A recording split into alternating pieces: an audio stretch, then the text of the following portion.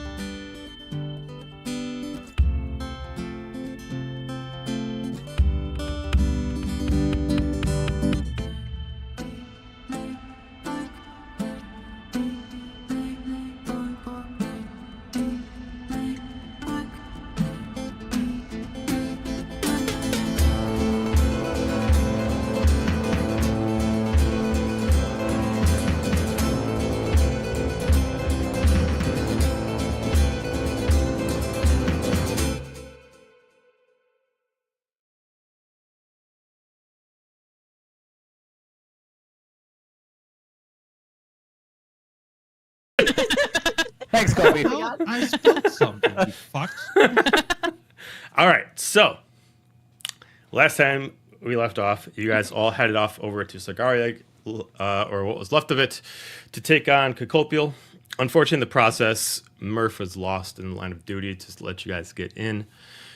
The battle lasted for quite a long time, and through sacrifices that were had, Seraphina, Dira, and Zephinia unfortunately lost their lives in the hope to destroy Kokobiel, which they successfully did. With the immediate bamf out, you were immediately pulled by Fedona's power as her last act before leaving to go back to Heartwind. You make your way to Heartwind. It is immediately noticed by many of the citizens there that you are returned, and they immediately see an abscess of people, especially their queen. With the immediate notice that she is not there and she did not make it, it is already turning into a rumor that is quickly spreading like wildfire. And that's where we left off.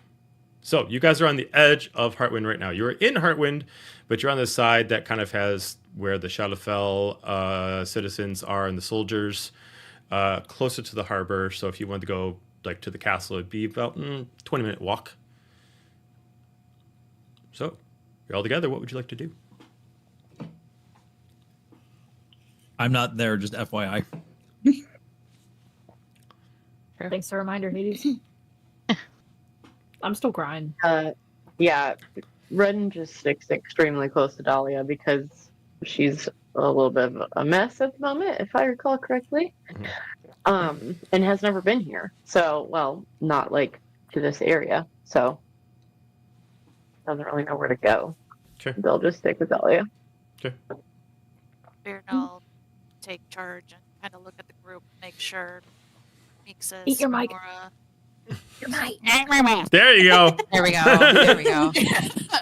Fiona's gonna make sure that the group is okay. Everybody that came through the portal is together. I think we need. Just follow me, and she'll lead them to the castle. Okay. As you all start taking the small trek to the castle, many people give you mixed emotions. No matter what, they are barring a path for you. Everyone knows who you are at this point and what you've done. But there's a mixture of emotions of the reception. Many people are sad for the people that are missing. Many people look pissed off that maybe you didn't bring back who they hoped you'd bring back. And there's the occasional people that are just grieving to the fact of, of what is currently happening. Storms are currently happening due to the explosion of magic mixed up with Seraphina's, Kokobiel's, and Sophinia's that has collided along with the blade's power Adira's into the air, and the ember flames have created kind of what seems to a few people in the crowd of many as a omen of sorts, whether it's ill or not. And to describe the embers itself, the embers are not so much that you cannot see the stars, but it's enough to give a kind of a fiery orange hue to the clouds above you. Do you ever stop for any reason to get to the castle? I don't think so. Okay. But if, sorry, Obi's messing with the cords. If Cargrim is still with the group, he'd probably be trying to cast calm emotions on people, just because he's annoyed by everybody everybody being freaking out because end times or sad that everything's happening or angry or whatever. He's like, no, none of that. Calm down. Like, are you casting on the group or just random civilians? Just random civilians. Okay. That if anybody gets a little too close to the group, he's like, go away. No. Oh, That's not a little gross. Get out of here. Calm your ass down. None of that. No, thank you. No. All right, fair enough. We're fine. Everything's Cast it fine. on the players. Just a question. Cast it on the players too if everybody's very distraught. I mean, like Kayla needs. Yeah. He got you. Okay. So you do make your way to the front gates. Normally, when you guys get here, there's usually a process you guys need to get in. At this point, the guards actually open up the doors for you before you even get close, with immediate head bow of a reasonable understanding of what you guys just been through and the sacrifice that had to be made. As soon as you get into the Grand Hall, which is the first thing you get into, which was Seraphina's throne, there is an immediate quiet that takes over the castle that immediately sees you. Already the information of people that they did not know, but also the queen passing has got here before you even walked in the doors. They immediately open a path to the council chambers, assuming that's where you guys are going to go. Quiet. I'll lead everybody in there. Two of the guards that usually hang onto the door, they open up the doors for you to allow you to go in. As you enter in, a few of you see a familiar face one that you've not seen in some time.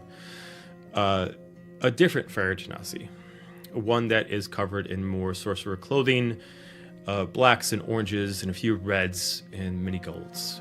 As you see, essentially the next in command for Viethril, which is Heldra Oneska, as she's immediately standing there with a large chest that she's just holding on the table while she's got a few tears that are burning as they leave her eyes.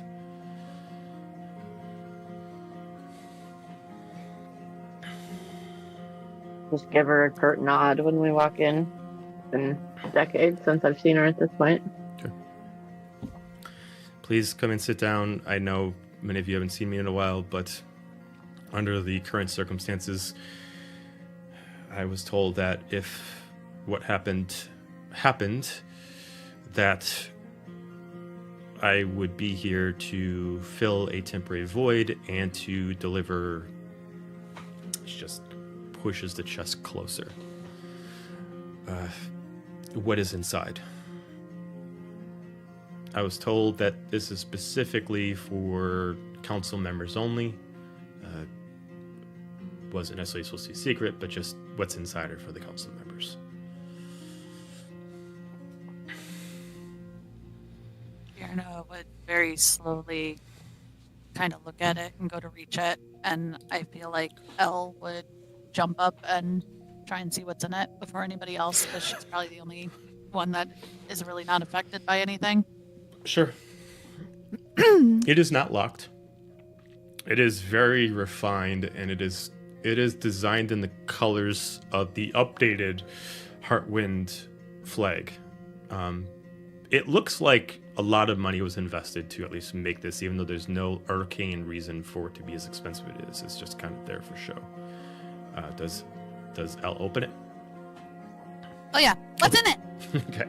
So inside, you find 5 pristine scrolls wrapped with a very beautiful silk teal ribbon that has the Queen's seal on it. Each one has to, if they're going to be read, the seal has to be broken. You do see a name registered to each council member, and then one that looks like it is just a general message to all. There is one for Viethril, one for Norin, one for Lair of Laren, and one for Finra. Fierna would slap slap Elle's hand away. Nixus is distraught. She's just crying in a corner. So Get it together. No. Elle gets over things pretty quickly. You know, she didn't lose anybody of her team, so we're good. ooh, good Wow. for Elle. Oh, yeah, shit. She lives for the happiness. What can I say? What you do? I can't even That would leave probably her give right like now the 'cause I'm dad not disapproval. Like, happy. You know, Colby's probably actually over by Mixus, like trying to console her. oh. You're getting snow on you because that's what happens when I cry. So He's you're getting licking lots it of off snow. himself. He's like, it's okay. With Elle would probably. Oh, sorry. Go ahead. with a complex amount of emotions on there, and Elle kind of being like, well, nothing fucking happened to us. Like, almost like it's kind of her fault. All of campaign 2 starts to feel a bit of urge of discomfort. Everyone from Corbin to Elle to Fig, Gargrim, Hal, immediate, like, almost like something's being drained from you. Fig would look around and Okay. be like, "Do you guys feel that?" Elle's backing up from the chest. Detect magic. Detect magic. What are you choosing Yeah. to detect magic? Are you choosing chest? Are you choosing something else? What are you trying to do? The effect that we're feeling. Okay. You're able to register that you're all losing an ability that has been granted to you. With a easy kind of assumption as far as Kargrim, you can know so there's only one ability you all have, and it's your connection to Bahamut, and is currently leaving you. Oh, that's right. Oh no. The power that it Bahamut, gives you, no. the right that allows you to be heralds is being pulled away from you very quickly. in a matter of seconds, you're losing, like every second, you're losing a percentage of your power.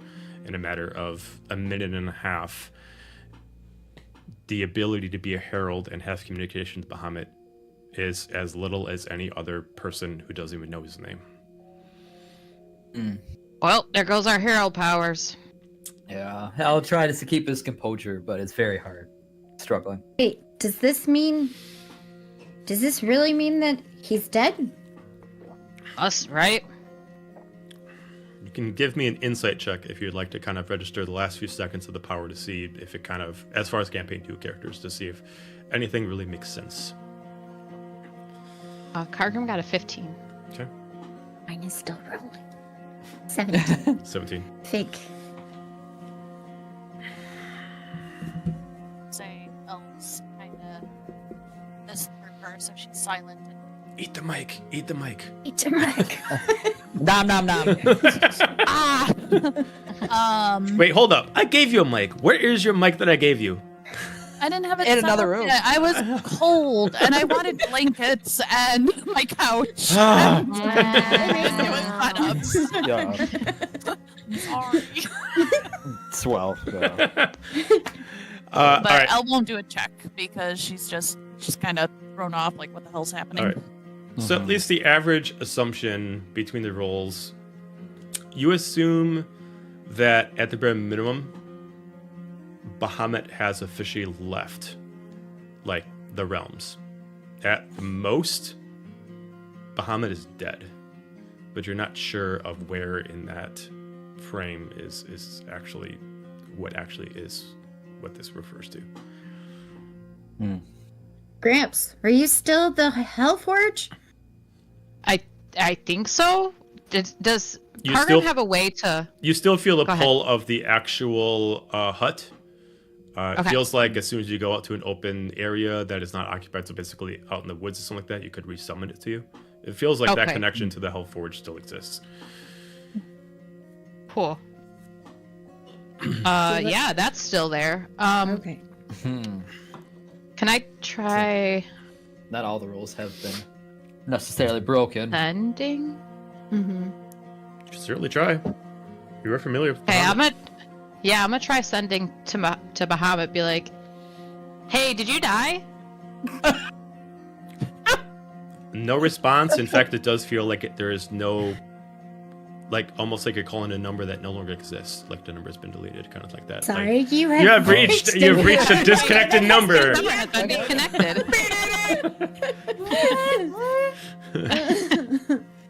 Yeah, I think he might have kicked the bucket. Sure. I can't hold a straight face right now because of cargo. But with that, the chest is open. 5 scrolls are there. Again, 2, one for Fiona, 1 for Valerian, 1 for Fiastril, which I can read if you guys want to read yours. Fiona, Valerian, and then a group 1. The group 1 doesn't look like it's just like her friends, but like all the people that were part of the battle.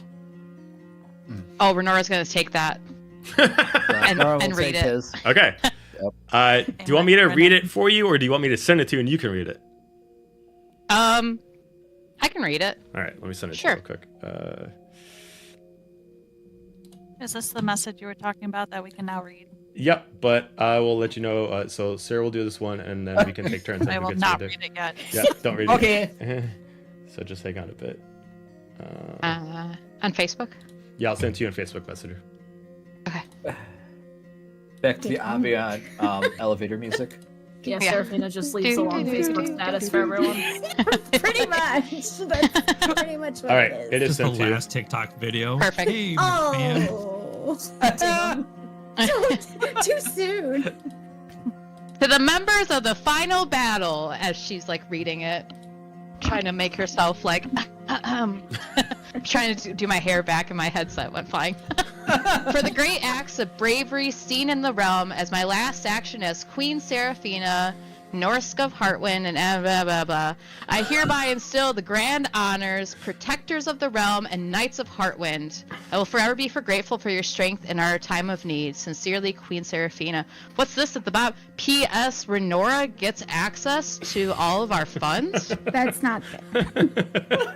Deception check. That was not there. Pretty sure it was. Who's reading it? It's a visible DC 57. Right? 10 out of fucking 10, Sarah. All right. Hard to top that. We got So- fancy new titles. How about we'll go with because Amanda has 2. How about you start off with one of yours first, and we'll go to Andrew, and then we'll go back to you. Dear Fiona Valkyrie, I know I don't know you well, and I am sorry that you had to do it in like a fancy font. I know I don't know you that well, and I'm sorry that we will not get a chance to know each other better, but I know your strength of character and your kind-hearted actions. I saw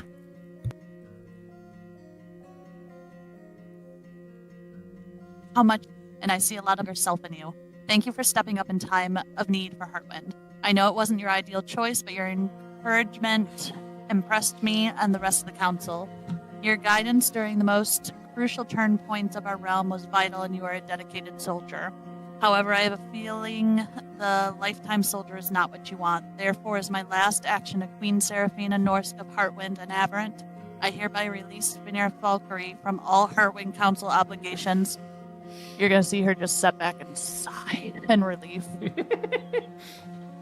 And instill the highest of honors. Fiona Valkyrie, Knight of the Realm, may you live your life as you see fit. May your adventures be great and your love be grand. I will forever be grateful for your strength. Also, please look after Mixus. Her joyful and childlike charm is too good for this realm. I know she's mighty even with her small stature, but even in peace there are horrors. Fiona's gonna take a step back and just kind of nod and bow her head in silence for a few minutes, and she'll walk over to Mixus after seeing her crying and kind of try and console her a little bit.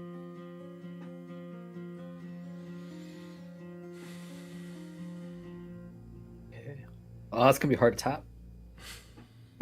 And also, I get what you meant by the font. It's beautiful. I love it. This is authentic, like fucking medieval font. Come on, guys. It's quite a beautiful letter. I wish our Which is makes it viewers even would- funnier that you see like written in like chicken scratch at the bottom. P.S. Renora gets everything. Beautiful letter for everybody to see. All right, we'll take it from the top. My dear Snorin, it is with heaviest of hearts I write this to you. You have become such a vital person in my life. You came into my life as a unique advisor, grand magic caster on that great journey, but became so much more. You became not only my closest trusted, became not only my closest trusted advisors, but my brother, my family, and my rock. Over all these years, so many memories, and you have been right there by my side. There were good ones and bad ones, and strange ones, but I would never change them for the world. Even when I was a god, I constantly watched over you. I felt like I was walking with you throughout your adventures. I saw you hone your craft and abilities over the years. I saw you become this great advisor to Heartwind. I always knew you were bounded for greatness. When your dear family was threatened, you were there to help pick them up. When I first returned to this plane of existence, you were there. You were by my side. You were my strength when I thought I had lost Rin and V forever. Norin, your strength kept me going, kept me fighting. And I was consumed by unfamiliarity of the realm and need to fix the corruption on our family members. But it was your guidance that made me see the larger needs. Your words cannot express my gratitude for you. I know I have changed over the years, some for the good, but I hope you know that you meant the world to me. With your guidance and strength, I know not only is Heartwind in good hands, but this realm. Thank you for seeing this realm through the next journey. Please know that it is with a heavy heart that I left you, but I knew it was my responsibility. And it has always been my responsibility since day one, all those years ago. Trust me when I say I'm at peace finally. And wherever I am thinking of you, my dearest brother. I love you forever, Serafina.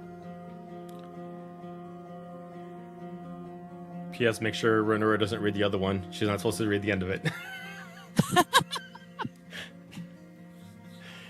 All right. Alair Valerian. Rin would look at it and give it directly to V, and she's just emotionless, and I can't read it. No. So- Nora Yeah. would probably put an arm around on or a hand on Rin's shoulder, just comfort her. She just is emotionless, and she'll hand it over for V to read. Okay. So you want me to read it then for V? Yes, please. Okay. All right. To your best V impression. Oh, hell no. As Riatril, my dearest Rin, I don't know where to begin. As I reflect on all of our history and the events that will soon come to pass, my heart is breaking with what I will leave you all with. You came into my life as a guardian, a soldier, a protector on that great journey, but became so much more. You became my sister, my family, and my rock. Over all the years, so many memories have had, good ones and bad ones, but through them all, you have been there. Even when I was God, I constantly watched over you. I felt like I was living your life with you. Seeing you become the queen we all knew you were, showing the strength, compassion, and kindness this world needs. When you came together with the others to save our dear Gladland from himself, I knew that sacrifice was hard, but only showed the depth of your character. I saw what was happening to you, happening to all of you, and couldn't help the fight against the corruption of you all. When I first returned to this plane of existence, that consumed me. I didn't think as a princess or even a soldier, all I wanted was my family back, and once I had you, all I ever wanted was to let go again. I know I have changed over the years, some not for good, but I hope you know that you meant the world to me. I know you, with your compassion, you will help heal this world. You'll be still that wonderful queen to not just to your people and kingdom, but to all. Please know that this is with a heavy heart that I left you, but I know it was my responsibility. And it has always been my responsibility since the day all of those years ago. So trust me when I say I'm at peace finally, and wherever I am thinking of you, my dear sister. I love you forever, Serafina. While V reads that, you won't see her cry, but her eyes are going to get really red. She's going to start shaking, and the tears will be held back. She'll turn away from the table and kind of step away for a moment. As V, I'll read hers then, as she's going to read hers. My dearest V, it is with the heaviest of heart that I write this to you. As I reflect on all of our history and the events that will soon come to pass, I know you will understand them most. But that doesn't make it hurt any less. What I'm leaving you all with. You came into my life as a guardian, a soldier on the great journey, but became so much more. Sister, my family, and my rock. Over all the years, so many memories have been had, good and bad, but through them all, you've been there. As strength of a leader that this land's never seen, but I knew you had it all along. Under leadership, the Sword Flame not only protected our kingdom, but most importantly, the people of Heartwind. You gave them the courage to keep fighting even when all looked lost. You are the heartbeat of Heartwind, and our soldiers' devotion is a direct reflection of that. When you came together with the soldiers to save our dear Gladland from himself, I knew the sacrifice was hard, but only showed the depth of your character. I saw what was happening to you all and couldn't help to fight against the corruption of you all. When I first returned to this plane of existence that consumed me, I didn't think as a princess or even a leader I wanted was my family back, and once I had, I never had you all, I never wanted to let go again. You protected me from myself, stand by me, being the leader we needed when I could not. I know I have changed over years, some not for good, but I hope you know that you meant the world to me, and I'm so proud of you. With leadership and protection, I know not only is Heartwind in good hands, but this realm. Please know that this is with a heavy heart that I left you, but I knew it was my responsibility. And it has been always my responsibility since the day all those years ago, so trust me when I say I'm at peace finally, and wherever I am, I'm thinking of you. Remember to take care of yourself too. My dear sister, I love you forever, Seraphina. V will just go quiet.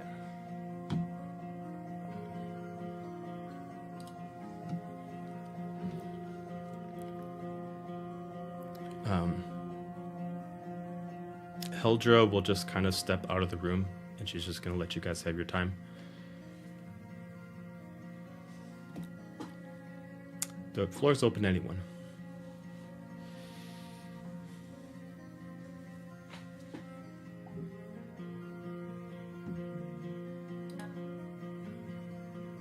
I know Helga's It's rough not out here, buddy.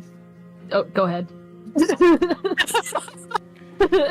I have to eat the mic, I know, so you guys can hear me. Fear now, I'll go over by Helga, because I know Helga's probably catatonic right now, and just try and get through to her, which I know is not going to do anything.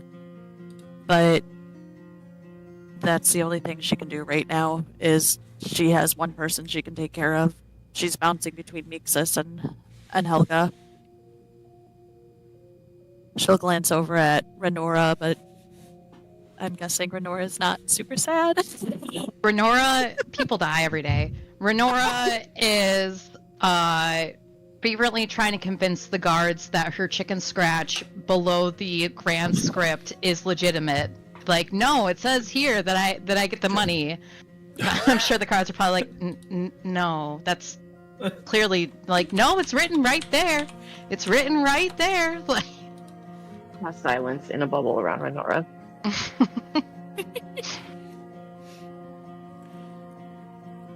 like what the Oh my god. Dahlia's probably gone quiet at this point, and is just also catatonic, just not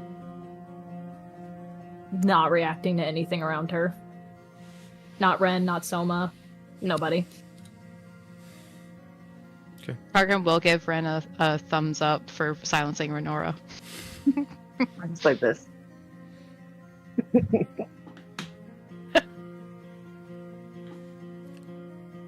Ren really wants to say something to V, but like the relationship that they had when Ren was much younger taught them how strong she is, and that it would be disrespectful for her to do that in this moment. And so they don't, and they stay next to Dahlia because they know that is their charge in this moment.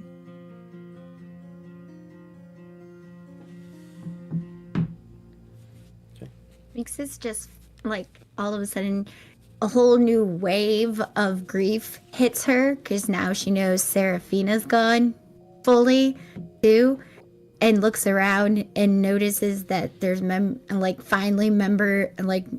realizes that there's members of the other campaigns that are gone too, team members, and just starts completely like losing her shit, even more so, because in general she came to this realm to find adventure, not to lose friends.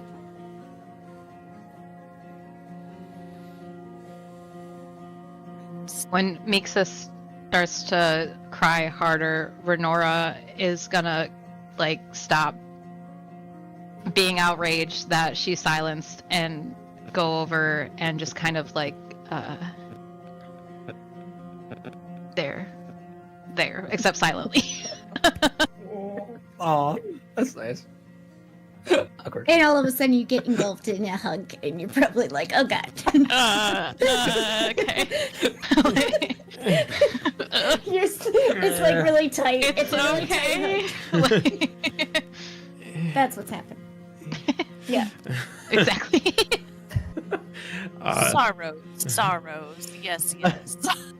Pig would be standing in a corner because they're still a soldier. So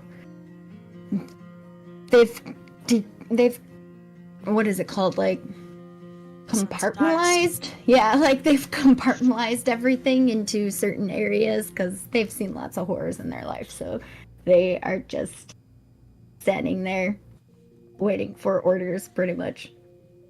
Okay. Anything? Anybody Did you have something, Red?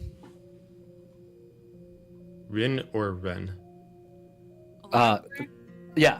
Okay. I know. I started saying Rin says. I'm like, no, my full name. Yeah. Lauren. She'll turn around and she'll look at everybody in the room because as a queen, she knows she has to take care of people. We've all lost somebody today. Whether it was part of our crew or not part of our crew, we all fought the same battle. We all have the same losses.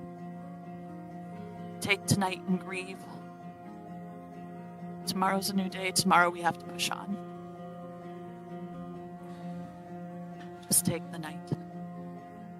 And she'll look at V, kind of give her a nod. She'll look over at Norin, and she'll head on out the door.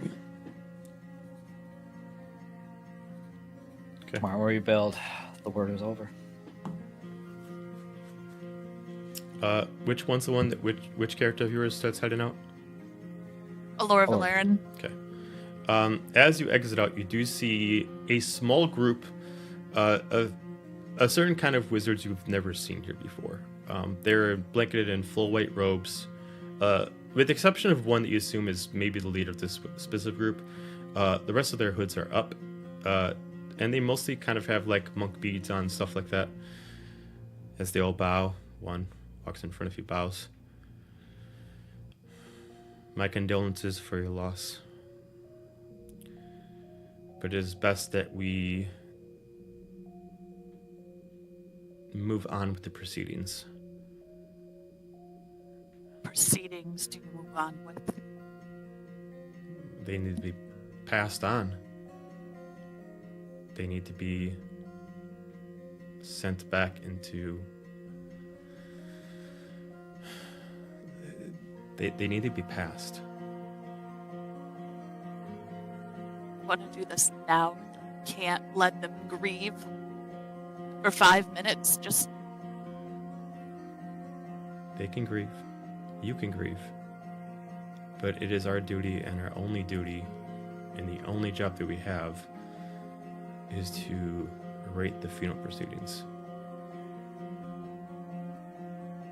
It is what we're born to do, and it is our only duty we'll have until we die.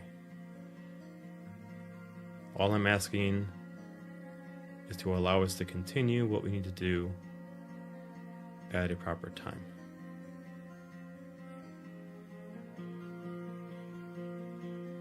I didn't hear you. Maybe you said something. trying to be sad. Do what you need to. What'd you say? Do what you need to. Okay. He just bows in front of you and he puts his hood back up. And he starts moving procession and then gets a couple soldiers to move with them as they start moving around. And they start moving throughout the castle.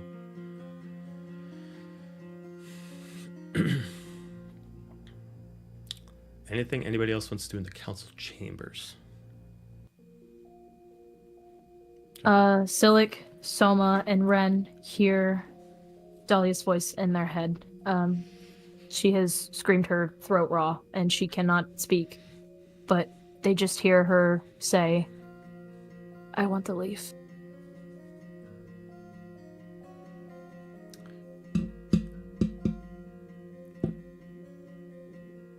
You can go where? Silic will respond. Anywhere but Averant. You mean leave the realm? Don't you want to at least spend some time and at least,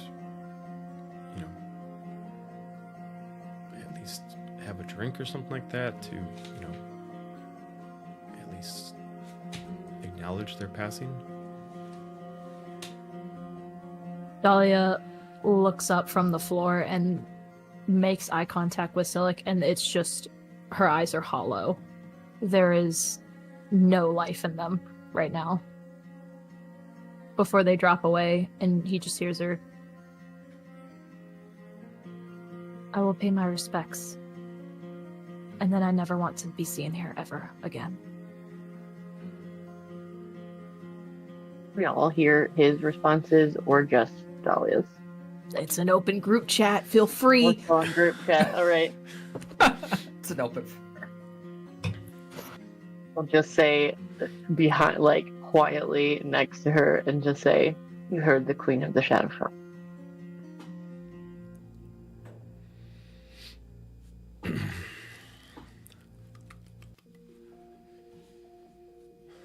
If you need to leave, then leave.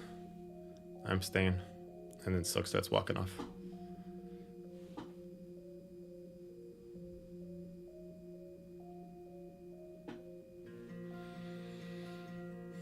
Soma just stays near you, willing to just kind of move with you if he needs to, console you if you need consoling.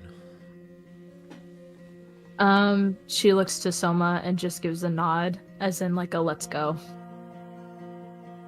He just starts walking with you, opening doors and holding to your hand if you require it. Does Ren follow?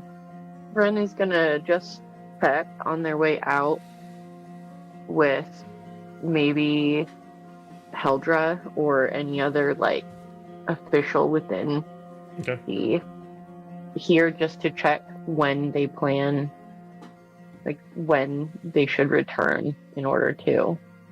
Oh, to return for the funeral? For the funeral proceedings? Mm-hmm. She just like looks, well, I assume since everything's all been confirmed, day after tomorrow. Understood. And then they'll just turn and leave. And are we in like a council room or the throne room? I'd say if you guys already left the council room, you guys would have been making your way out through the throne room, which the throne room is just like a floor above like the front door. So you guys would just be like between the throne room and the front gate. I will catch up to them, but on my way I'll turn and look at where Seraphina used to rule from, and I will say, "Long live the Queen." And I'll walk out and chase after them. Okay.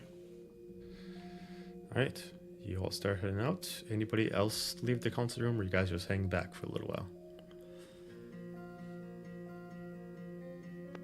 Say I could Norin and Xander would have stuff to do in there, in the council room. Okay. All right. As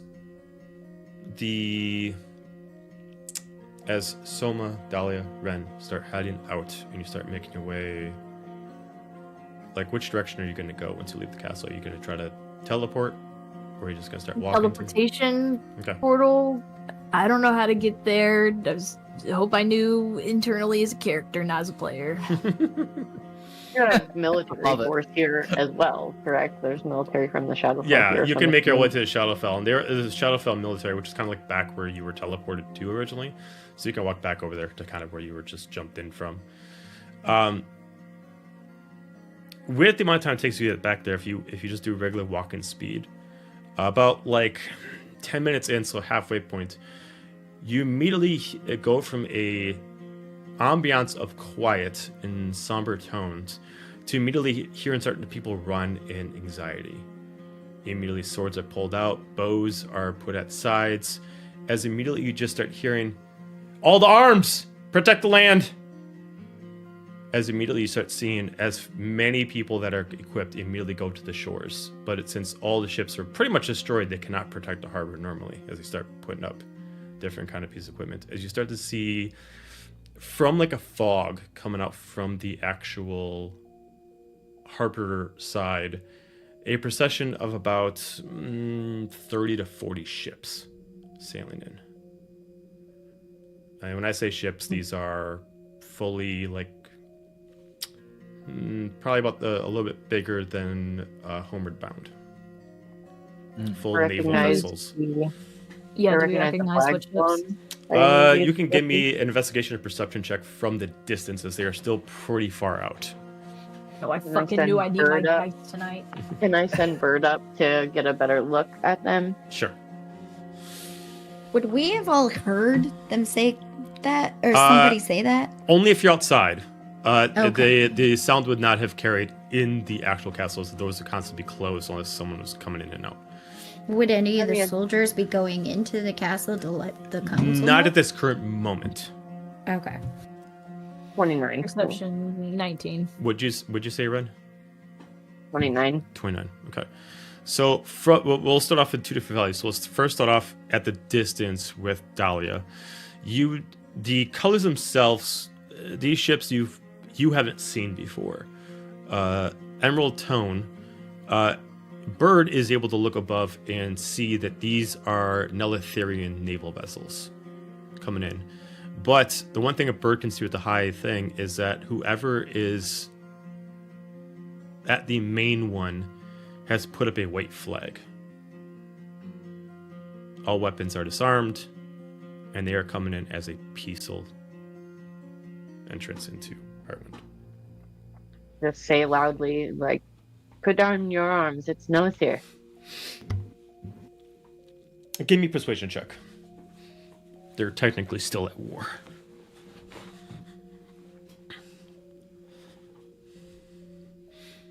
Persuasion check. Oh boy. 20. Dirty 20. Immediately, one of the main archers kind of look out in the distance and white flag, as immediately they start coming to the shore. As immediately you see 3 longboats start to come in. Mostly soldiers, but you do see 2 people that don't stand out. None of you have met before. A male and a female. They are unarmed.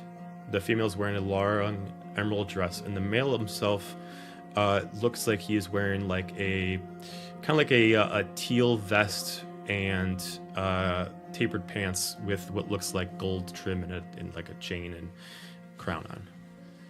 As someone who's actually from there, do I recognize them wearing anything that marks them as important or royalty or anything? You assume this would say that they're the new king and queen, but this is not the same king that you saw the last time when you guys were in there. This is someone else. I just say that to Dahlia telepathically, like, they appear to be the ruler, from what I can tell. Do you bother going in to listen to what they have to say to the soldiers that go in to intervene? Or do you keep walking and head back to Shadowfell? Dahlia glances over just to notice the ships and then just turns back away. And when Ren speaks and telepathically, her response is just, I don't care. And she just continues walking. Okay, Ren, do you follow Dahlia then? I will leave Bird to listen nearby. So that way I know what is said. But I don't want Dahlia to reach out of my sight. Because Okay. I don't want her to leave without me. Then, Dahlia, do you get all the Shadowfell citizens and soldiers to teleport back, or do you just ask for their assistance to teleport you back, like the 3 of you? Yes, I want the Shadowfell soldiers to return to the Shadowfell. Do I communicate that in this state? I don't know. Let's find out. No. Whether Soma gets the clue because he's he's also a leader. Up to you. Okay, someone makes I will some. just- He makes some gestures that kind of tell them to be like, take your time, but start making your way back to the Shadowfell. As one of the mages does create a portal for you guys to head back over to the actual castle itself. We'll come back to you guys then. For the main person who would first hear this noise then outside of you guys would be Alaire Valerian. And by pretty good coincidence, the first person they look for as far as, or at first people they look for as far as, well, they're waving the white flag, is anybody from T's Revenge. As immediately they start running in and they immediately bust through doors. Sorry to intrude on such a stressful time, but it would not bother you if it wasn't important. We have Nelitharian vessels here, and they are calling for a treaty.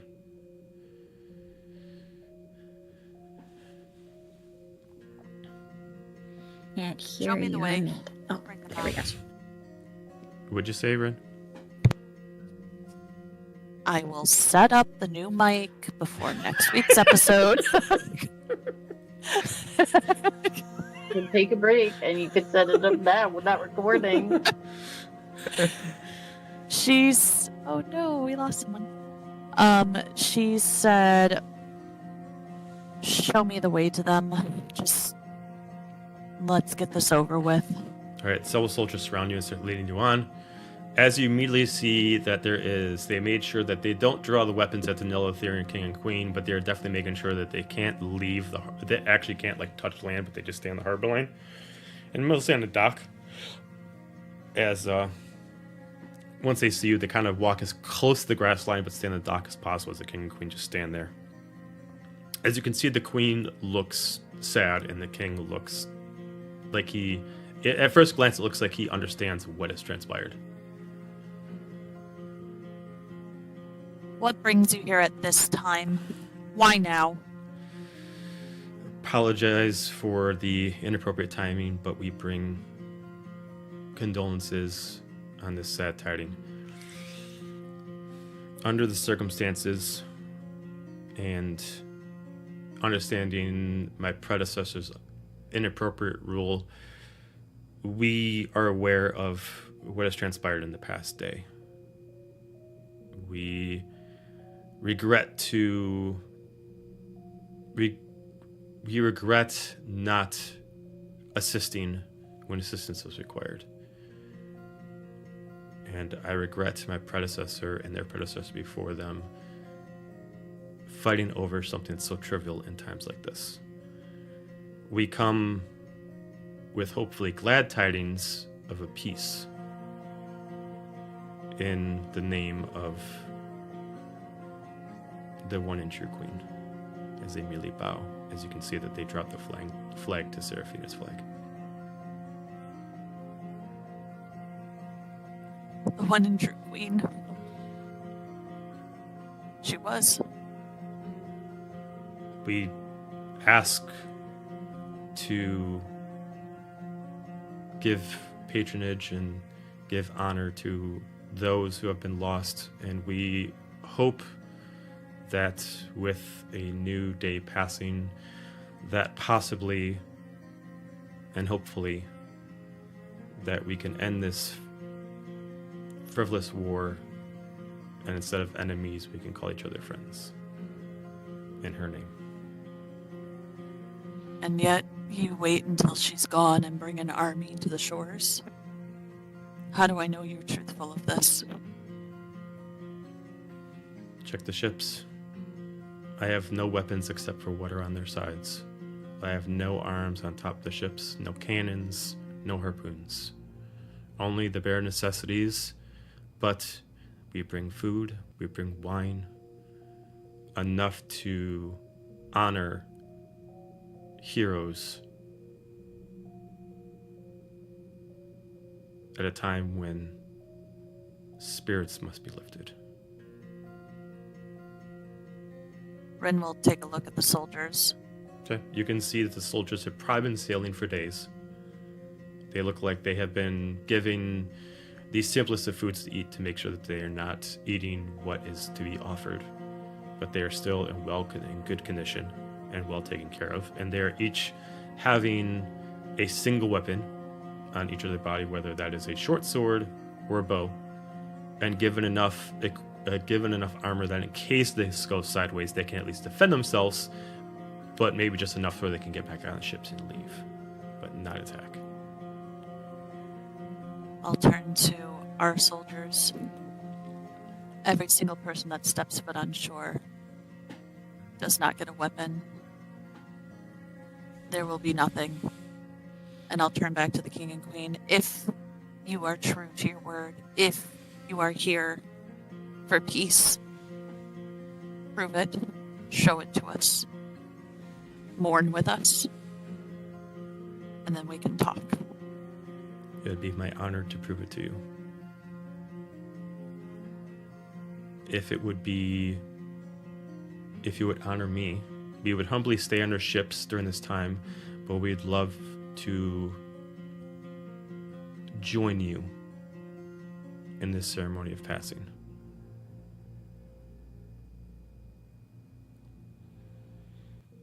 We will allow this.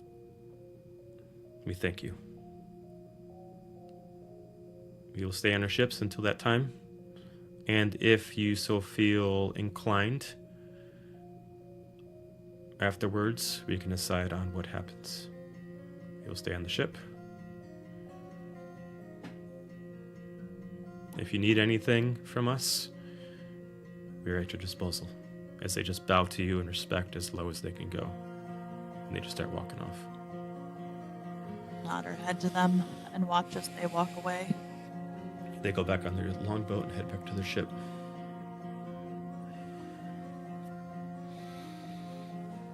Again, she'll turn to the soldiers. Keep an eye on them. Do not cause trouble. If they are truly here to mourn and for peace, then we'll have peace. Of course. As they just kind of make sure that several soldiers at least take up like the riverbank and at least have some boats there to at least cover the water and just make sure that if any of them come by, they can at least check them.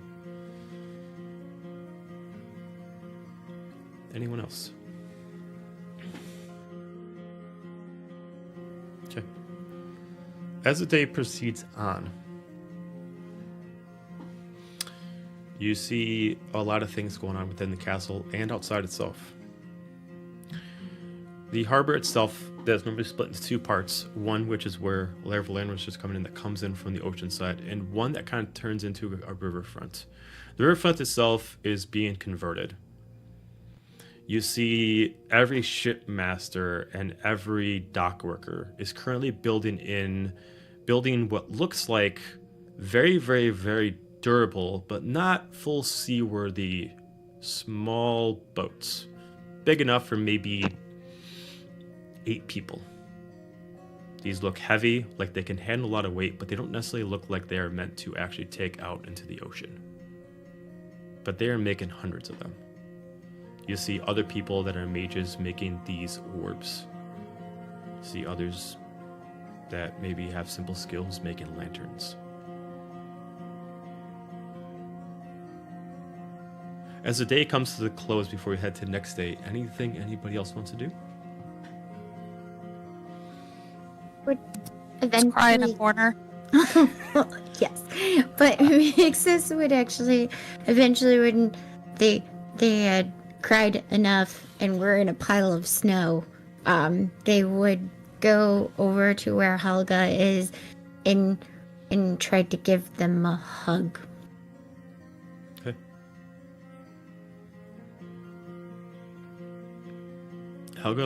Helga looks like she is just on the edge of literally going into a bender. Literally teetering on, should I drink? Should I go fight somebody? Should I do both?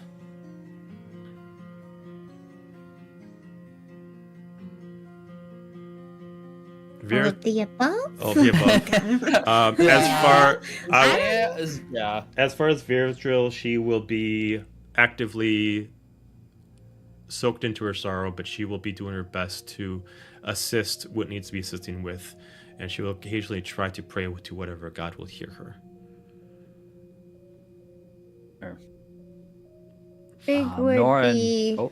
Oh, I was just gonna say Fig would be assisting V with whatever she needed. Okay. Norin? Norin would also be assisting with preparations for the funeral arrangements, and also looking ahead to what happens next, who takes over, trying to stabilize what remains of the kingdom, and just kind of making sure that while Seraphine is no longer with us, that there's a future here in Heartland. for them. Okay. So, and then Xander, on the flip side, Xander would probably go up to whoever is making the arrangements and offering his services of compassion and celebration of life, and saying, let's light this fire. Yes, we'll mourn, but also Seraphina burn bright in the sky. And if we are not to help in reigniting this kingdom and living on, why not? Why not celebrate her life and all those who we lost in this war? So it would help with any cheering of the spirits at the celebration. Sounds good. With the day coming to an end, is there anything anybody wants to do on that first day? Anything anybody has left to do with that first day? I think Colby, when Mix just kind of goes to Helga, and he's by himself, he actually goes up to the people who are setting up for funeral stuff and offers his help with flower stuff, and is able to actually bolster things to make flowers and wreaths and everything. Okay, sounds good. Okay.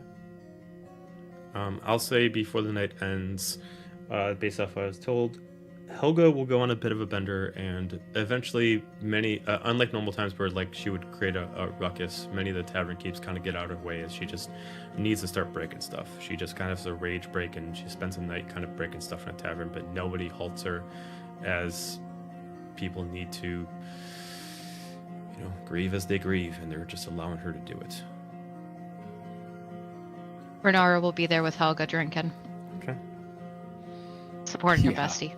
Right. Xander would probably Support. join in and be like, just like the old days.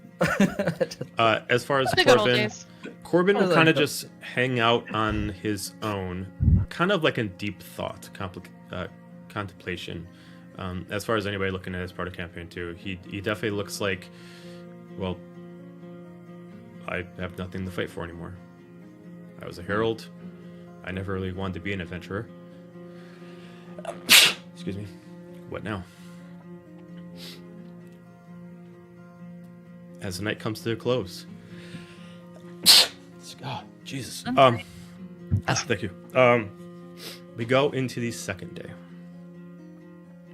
Within the second day, there's mostly one thought process that's going around. The group of white mages that are going around are specifically requesting certain things from certain people. As they are firstly taking notes on who is passed in the past couple days due to the events that have transpired, they're going around certain people to first off see if there is a body that needs to be passed on, and if there's not, are there items that they can be used to help pass them on in a more spiritual way. You can definitely hear words passed on consistently as magic is still magic. Even though the body is passed, you must pass on the spirit. And we're here to help pass on the spirit. Would Mixus hear one of them? Yeah, Say you would that? hear one of them. Yep. Then all of a sudden it's like Mixus like snaps out of it and thinks to herself like, Silic had Murphed his necklace, and goes on a request to find Silic. Okay. You do find Silic as he is assisting everyone too. You find him. So Silic, do you still have Murph's necklace? I had it for a few seconds, but I actually gave it to Helga. Oh. But trust me, I thought Okay. about it. I mean, if you want to get it from her, I would just be careful. She's probably in the tavern yonder. I think she's calmed down by now, but the place is a bit trashed, so just watch your feet. Oh, okay. And then she would run off that way. Okay. I'd say you can definitely see on Silic that there is a bit of confusion and anger, but not specifically at the losses, but as what's transpired in the past day. And you So can she see would see that before she would leave, right? Mm-hmm. Okay, then he might not want it, but he's getting a hug. Thanks. Wait, we're all sad. But But we need to remember we have each other.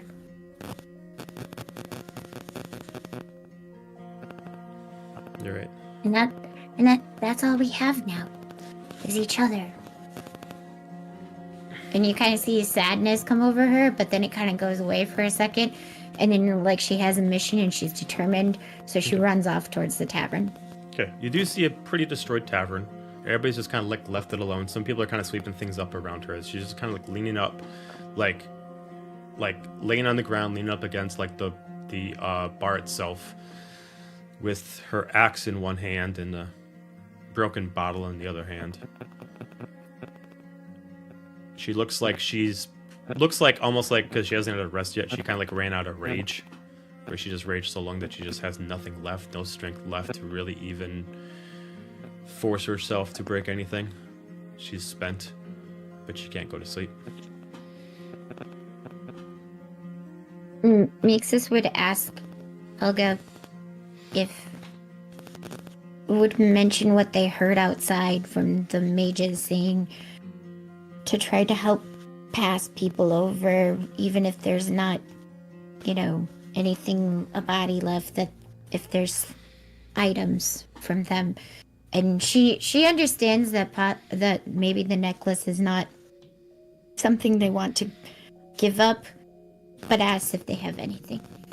So that would be what it would be. Perfect. Just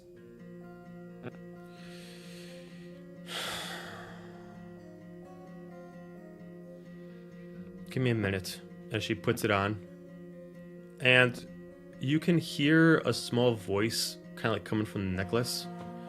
And just like when Murph died, and like he wasn't talking, but you heard like a message coming from the necklace, it sounds like she's replaying it again. Oh. I didn't realize it still could say something. I think that's Is all it does. Renora still there? Yeah. Yeah, Renora, and I was with her too. Okay. Then I would kind of try to kind of bring our group closer so we could listen to the necklace together. Okay. Yeah. Yeah, you would just hear the same thing that Murph said after he pushed you guys all into the dome.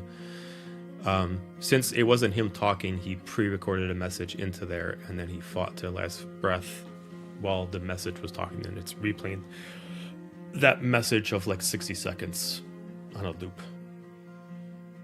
until she just kind of takes it off really, really slowly. And then she just Wait.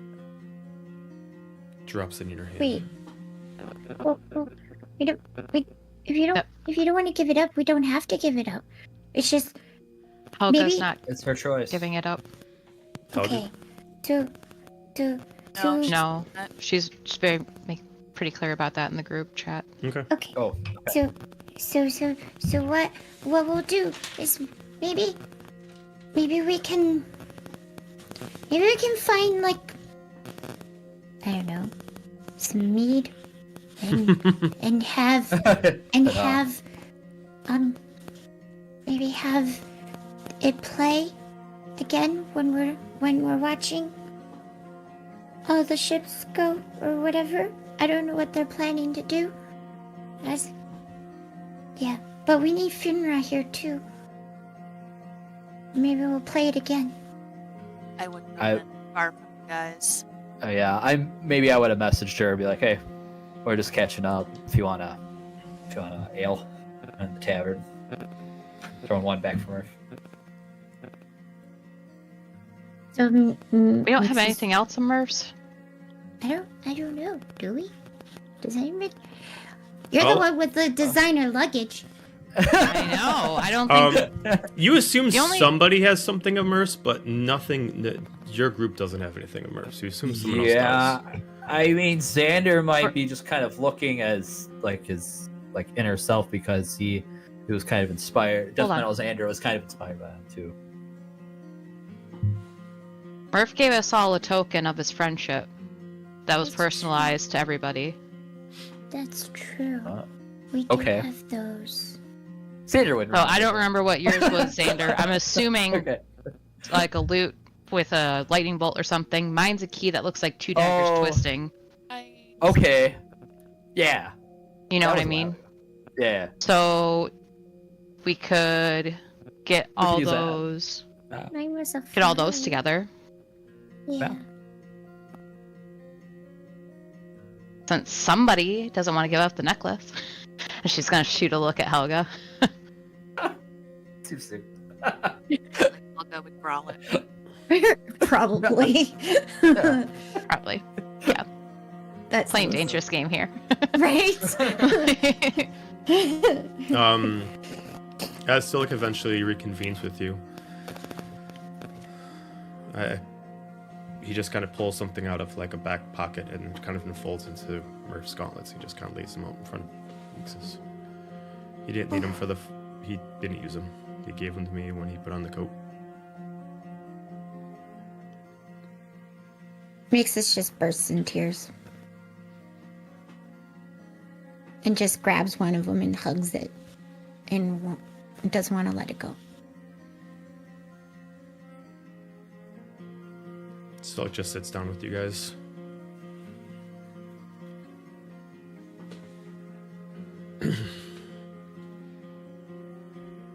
And then she looks at Renora and kind of nudges. We try to. Do we find mead?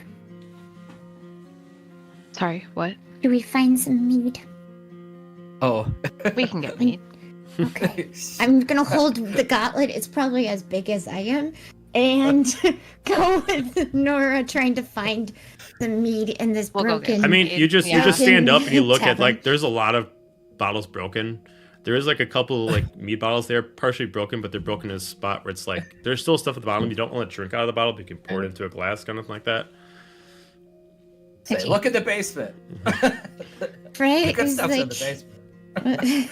We'll just try to find like the most amount in a bottle or I'd say you can find like a few bottles vessel and of just kind some of like sort. you can like split them apart and then make Yeah, like some glasses. and just maybe. find glasses and just put them all in there and then Lisa's gonna have one of the gauntlets in one hand, hugging it like a teddy bear, and then just kind of pushing glasses to people. This will probably be the first time Fiona doesn't drink.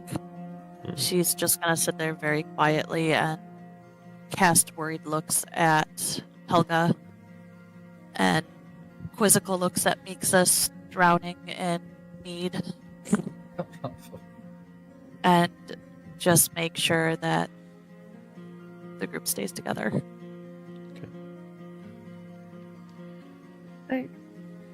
For Murph. For Murph. Murph. At that, she'll take one little swig.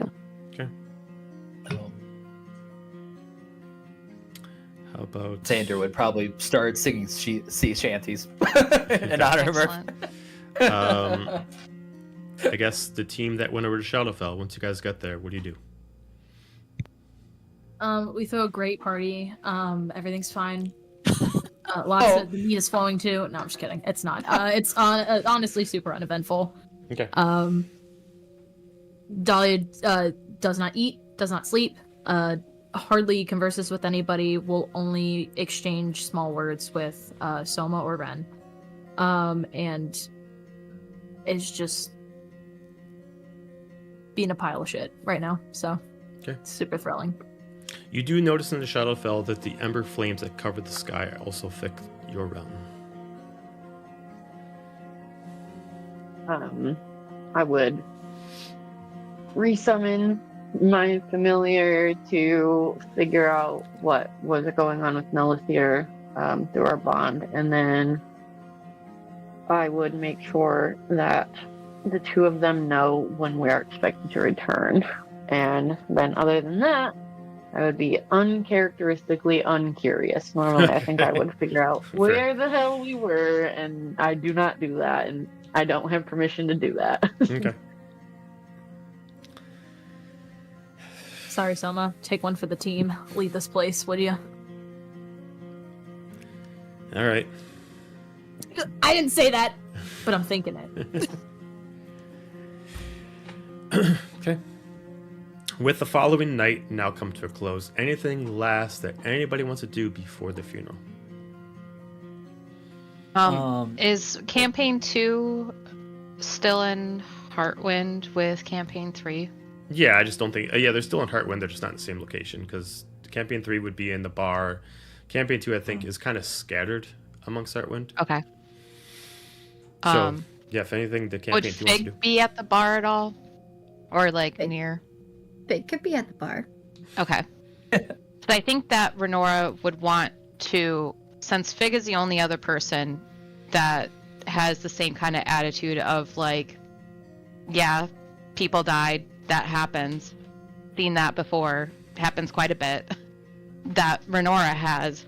I think that Renora would probably take a moment from trying to make Helga feel better and trying to like keep the group together to just like go outside and decompress, and like if she sees Fig, would probably like want to talk to them about like, man, how do you deal with all that, like with all the emotion, it's like they don't get it. It's like they don't understand that this happens all the time. Like caring about people means that they die.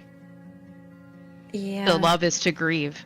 That's what it is. Like that's the end goal of caring about anybody, is that they will pass away. It's not like everybody knows this. Why do they always get so upset about it? Like kind of lashing out about her own emotions, about everybody being still upset. Fig would go, well, I would just turn to you and look at you and go, yes, it happens all the time. But I don't think they're grieving the actual death of the person.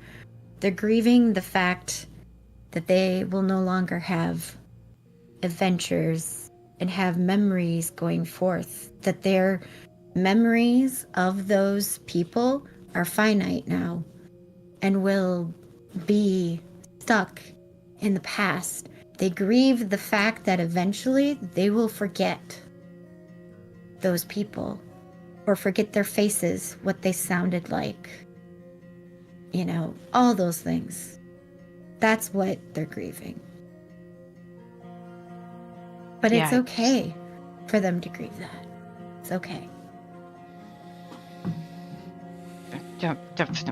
Just mumbling under her breath. Like, It hands you a dagger to spin, because that's what they're doing, is just kind of fidget. leaning up Yeah. against something and spinning a dagger. So this usually Thanks. helps me. thanks. You're all right. You're pretty all right yourself too. And then they just stand in silence. Yeah, so it'll fade out. In the Anything else from campaign 2? Hal would probably be looking. He would be flying throughout the kingdom, just trying to make sure everything's kind of at peace. There's nothing Hal's going flying? on. Man, what the shit? Hal's flying. Just Hal, attorney at law, is on the mountain. Okay. So you're flying around and you're doing what?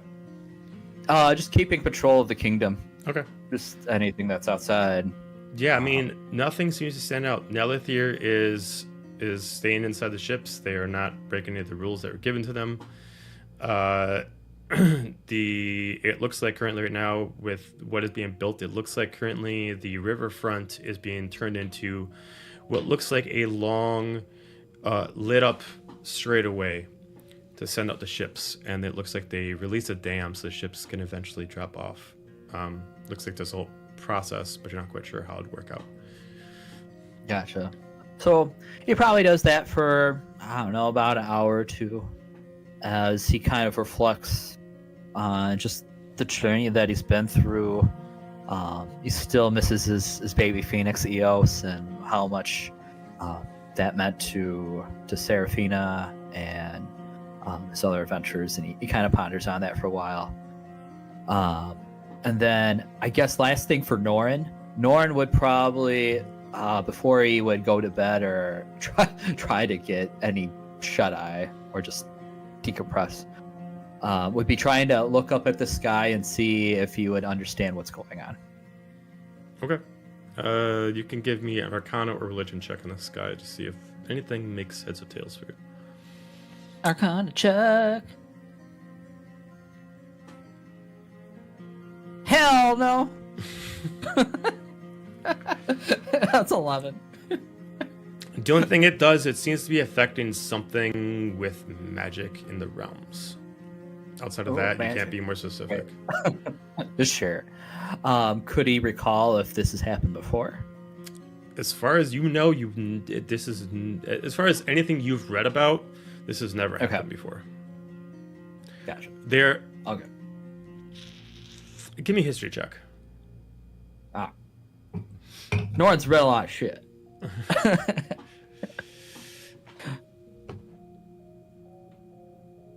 What the hell? This is why I don't use digital dice. 7. Never heard of anything or seen anything like this before. Whack. Okay. All right. Anybody else before the night closes and we go to the funeral? Before, during that whole day, I think Elle's gonna go around and she'll just snag little things she finds here and there, like a shiny rock or a pretty piece of paper, stuff like that. And she'll go around to her team and Meeksis and some of the others and just give them random things that she finds happy. That's nice. Okay. All right.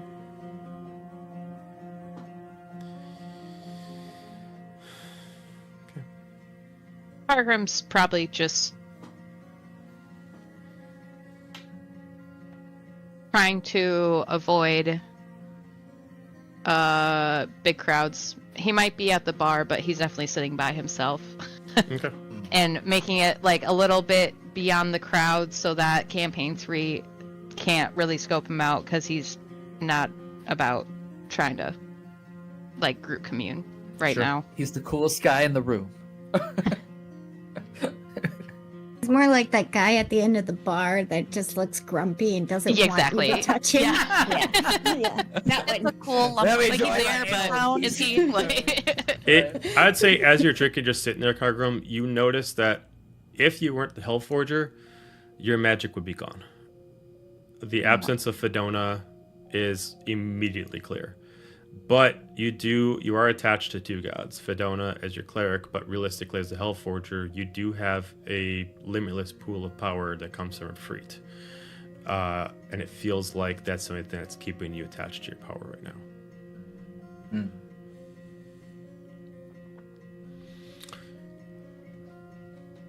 The occasional, every couple hours for everyone, no matter whether in the Shadowfell or in Averant itself, a dangerous storm always hits over the oceans. One so much that's almost like it is strong enough to tear a continent in half. These storms are becoming very, very powerful, and it seems to have something to do with maybe a mixture of how much energy could Kokobiel absorbed, and by destroying her, the power doesn't get destroyed, it just gets spread across the land. Also with how much power was taken to kill her. That power is not really tearing the realms apart, but it's doing things to the realms that are kind of forcing them to do things they haven't done before. Weather patterns that have never existed, tectonic shifts that are slowly happening. They're not so much that it's currently dangerous right now, but it's the occasional spike of energy that just kind of pops up at different locations. That's just noticeable. The night comes to a close, to the 3rd night and the night of the funeral. If we want, we can take a quick 5-minute break, and we'll come right back. Let's do that. Okay. Thanks, Kobe. I spilled something, you fucks. All right, so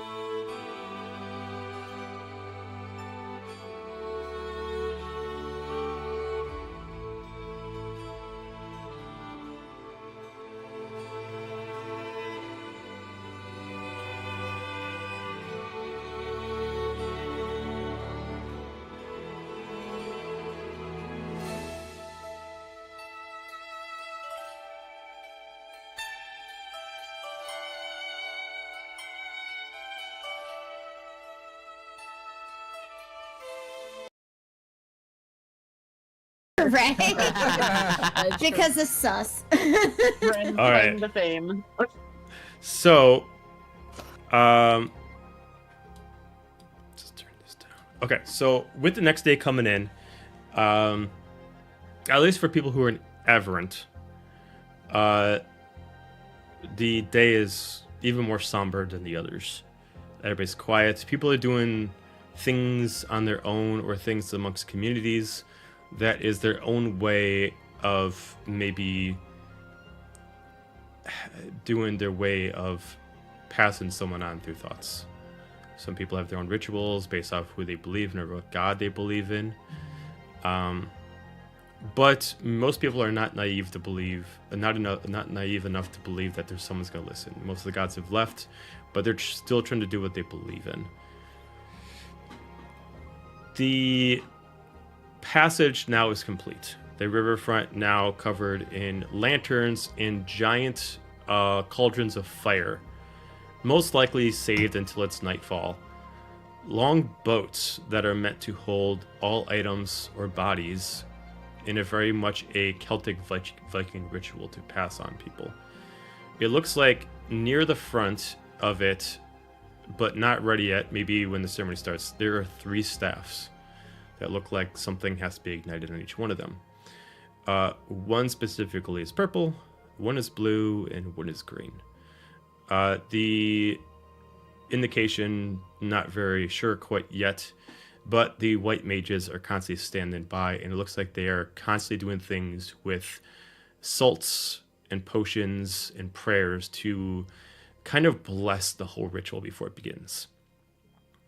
For the people who went to Shadowfell, when do you return?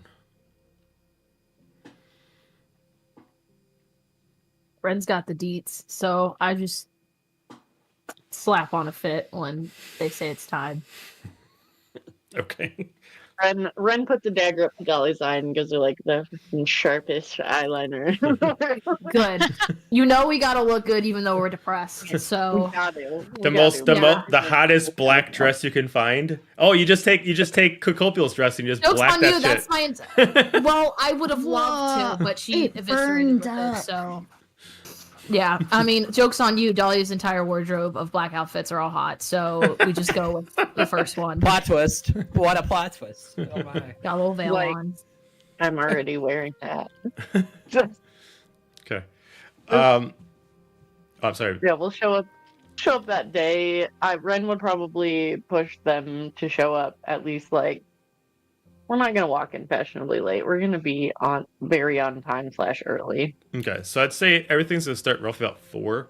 So if you get there like a little bit early, like 2 o'clock or something like that. Yeah. Okay, so we got a little bit before you guys arrive. Talia only agrees to this if Ren doesn't tell her that it actually starts at 4, because her ass would show up at 5. Ren does not tell Dolly that it starts. It starts at 1 o'clock. You have to leave at 2 o'clock. It's always fine. All right. So before that happens, as you still have the day before we get to that point, anybody want to do anything? And I will actually leave it open for the occasional character that's not here but is alive, that if they want to do anything during this moment, they can from their far little pocket dimension if they want. I have an epilogue that I would like to read. It's short. It's like a page and a half, but Are you saving that for later, or? yeah, I figure after the funeral. Okay, got it. I'll hit All right, cool. All right, so during the day, anybody outside the shell, anybody in Averant want to do anything? Is there like, is it clear what the boats, like, which boat is for who? Is there like a boat per person or like? Yeah, there's a boat per person. Okay. It looks like the reason for the wait is to make sure they don't go super fast, so that way it takes them longer to get to the actual waterfall before they actually pass on. Which one of your characters is asking me this? Renora.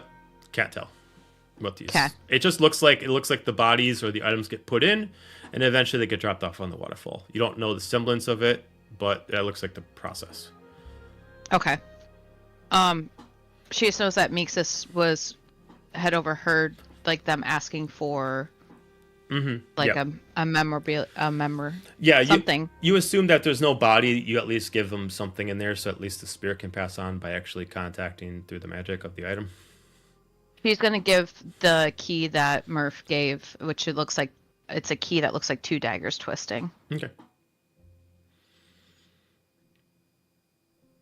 Mixus would have, still had the one gauntlet. I don't know who has the other one, but Mixus has one of them. And when would have been walking around with whoever was near me, and then when she saw Renora doing that, she'd be like, I guess. And she just hands it to Renora and be like, do we put it in the boat? Do you guys? Yeah. Okay. Or to that guy, and she's just gonna point to the person, whoever she gave the key to. Okay. If you just start handing them, it's like, well, do you know which boat is yours for your friend?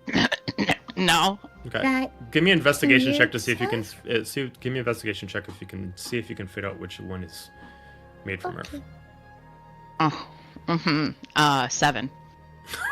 Maybe Mixus can help or give her. We will see. I got a 19. Okay. That's better. This one just drops it to the nearest boat. No, not that one, not that one. Oh, There's like a body in there, clearly not. You immediately just break like the sternum of like this corpse, and then. And Mixus, you eventually see throughout like this 100 different heavy vessels. Midway down, you don't know this one is Murph's, but you do see Scylla carven into one. Oh. So like? Yeah, Is what are you doing? I'm making his boat. You can just see that he's taking like a knife and he's like carving in. Was that Murph's? I mean, that's the idea. He's like carving in Oh, like a okay. ritual And then into it. Renora's gonna grab the key from the boat and bring it over to the boat. Mixus would be like, okay. And then she's gonna try, but obviously this thing is probably huge compared to her, and like, I'm sure the boat is like Yeah, it's not bigger than her. It's not as long as like a longboat, but it's really, really deep, and it's super heavy. Oh, it's tall. Yeah. It's probably tall. So it's just like, you just see Mixus holding this huge gauntlet over her head, trying to figure out how to put it in the boat. Okay. So yeah, Okay. kind of waiting for someone to help. I'll help you. She will let you struggle for a little bit, and then she'll help you. Of course, Sanders that's watching on from brand. the distance. I'm Going, brand. what the hell? The last thing that Silic does, as you guys put stuff in, he takes the 2 halves of his sword and he puts them inside the actual boat, and he just sets them in there. You're giving up your sword? Yeah. You know, I don't have any use for a weapon anymore, and he was, you know, think of him as, it took a long time, but we became friends and brothers in battle, and he passed not shortly before my sword broke, so, you know. He just sets them in there in a very ritualistic manner, where he kind of like crosses them, like 2 scimitars crossing each other.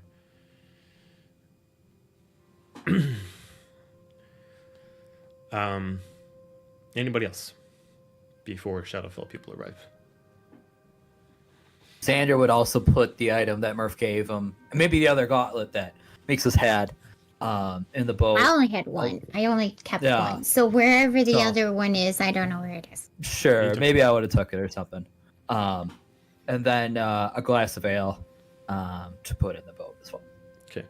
For Alair Valerian, Norin, and Veritzdrill, you guys immediately communicated that the boat at the head is specifically for Seraphina. Anything that you have that you want to put in there to help her passing, as there is no body, feel free to put into the boat. I feel terrible because I can't remember what I know. Ren has stuff from her, but you know, it's been Yeah. like 6 years since we've played Right. these characters. Right. I had to go back in my notes to write those letters because I had to remember things. Yeah, Well, as the letters were going, I'm like, oh, I remember all of this. Ren's Yeah. going to go down by Seraphina's boat, and she's going to take off probably a ring that she has that had kind of symbolized their group, and place it in there. Okay. And she's gonna put her hand on the boat and stay there for quite a while, not wanting to let her friend who turned into her sister go. Okay. I feel like Norin might. It's a little difficult personally to remember what he would have had, but maybe he would have took maybe if Seraphina had a photo of her family, Okay. maybe she would have put that with it. Okay. So that way she could finally be with her family in the end Okay. and see them be reunited.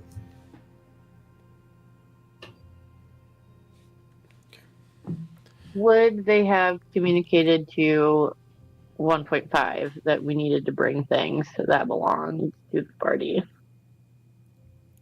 It would Or when I asked about the sicknesses. Would Before I left. 1.5 even have mentioned to anybody else that they were leaving?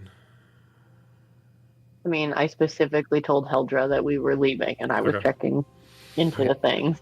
Probably. I would assume. Unlike Ren you guys being that have the adult here. consistent sending, they don't know how to contact you. We don't have consistent sending because someone said I wasn't cleric anymore, so don't put that on me. But wouldn't they have said something about the boats ahead of You know, time? Or Scylla no? could contact me. Oh, I guess that's true. So Yeah. So probably. Yeah, I would assume that Silic would have said something if Sure. Sure. Helga It's your did character, drop. bro. So it's Helga plot armor. says that she also dropped her memento from Murph into his boat also before we. Okay. We could show up totally unprepared. That's fine. You know, it's on you. No, okay. Yeah.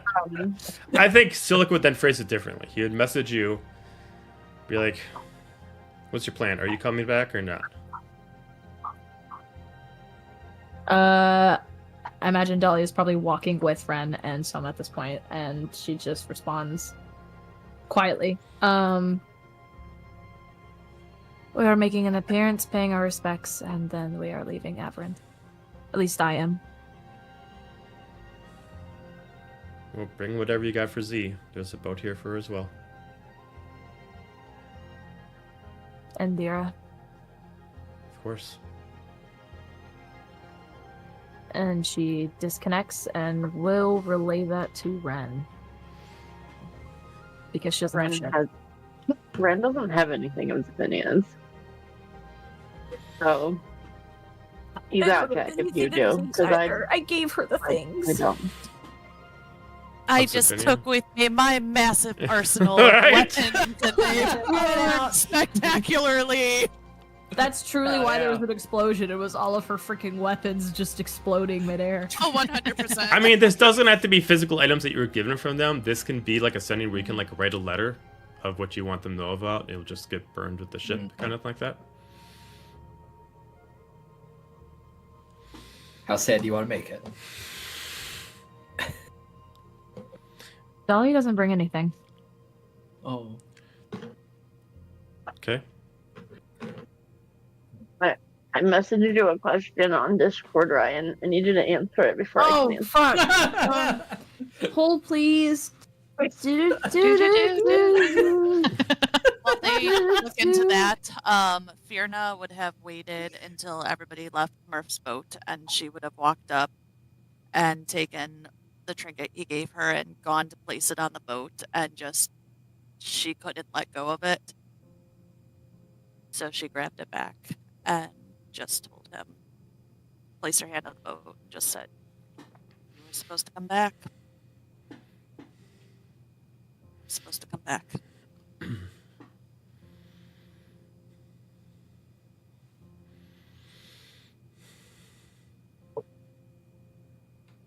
I responded to Kayla, so it's on Kayla now.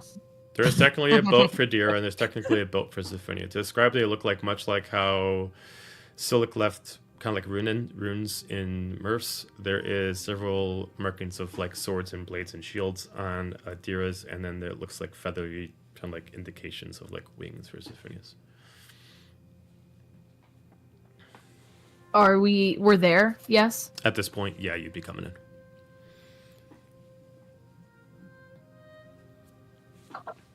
Requested 2 Shadowfell soldiers and made them carry all the stuff that I was bringing, so I didn't have to carry any of it. What's that? I said I am going to requisition 2 Shadowfell soldiers to come with us as a retinue, and I'm going to make them carry all the stuff so I don't have to carry any of it. Okay, got it.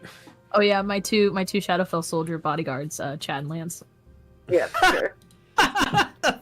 I'm sorry, no, that's the wrong campaign. Shed and Lance belong to Star Yeah, Wars. that was totally a different I believe it was Steve and Jerry. Sure. That sounds about yeah, right. Steve and actually, no, you're right. Steve and Jerry, yeah. Yeah. Remember? Steve and Jerry, yeah. They remember Colby. I remember Fred Flintstone. I remember him. Is he still kicking? Yeah, he's Okay, around. shit. We have to be serious. We have to be serious now. Now my sad song's playing. Shit. When they arrive, Ren will direct the 2 of them to take. They have multiple wreaths of flowers from the Shadowfell, like purple blossoms and dahlias and things, and one goes on every boat, including Murph, including Zephinia, including Dira, including Seraphina. And then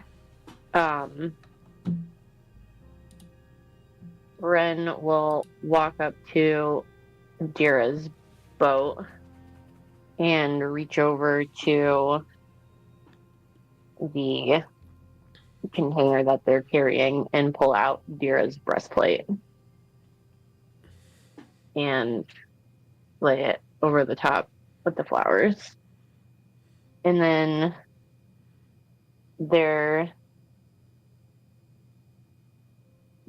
reach down and they pull Bird out of their shadow, and it just kind of like spins around until it just becomes a little whirlwind, and then it turns into feathers that look like they're from Zephinia's wings.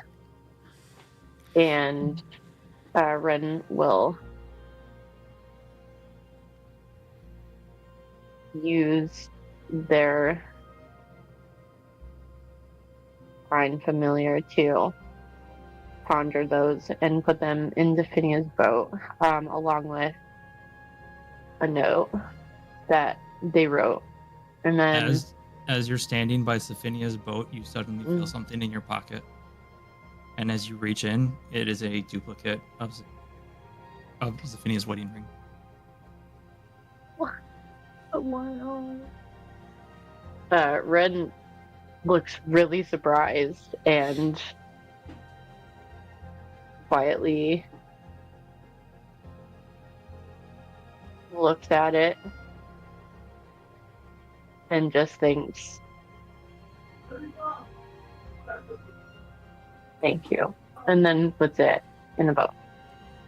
And then out of their own bag, they walk up to Seraphina's boat and they remove carefully folded the vestments of a monk of the Soaring Flame and their prayer beads and all their identifying wardrobe, and they set it inside of her boat.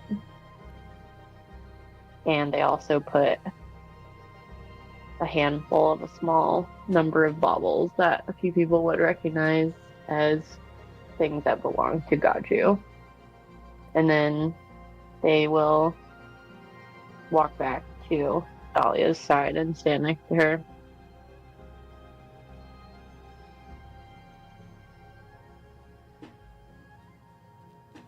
Say Dahlia actually follows Ren and is just kind of holding herself while Ren does this.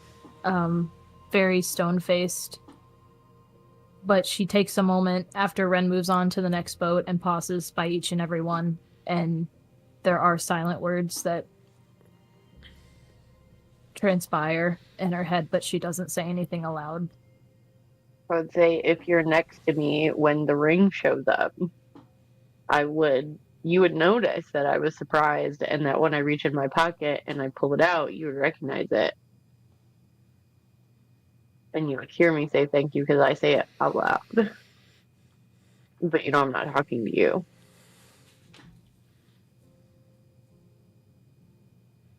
Is he here?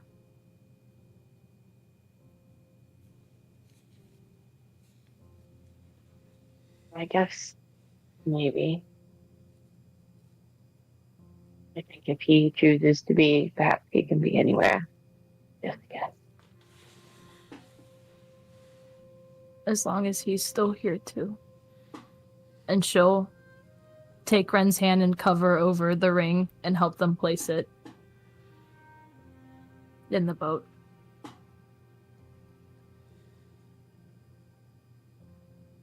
When everybody's done putting things in boats before the ceremony starts, Cargrim will use thaumaturgy to have his voice be booming.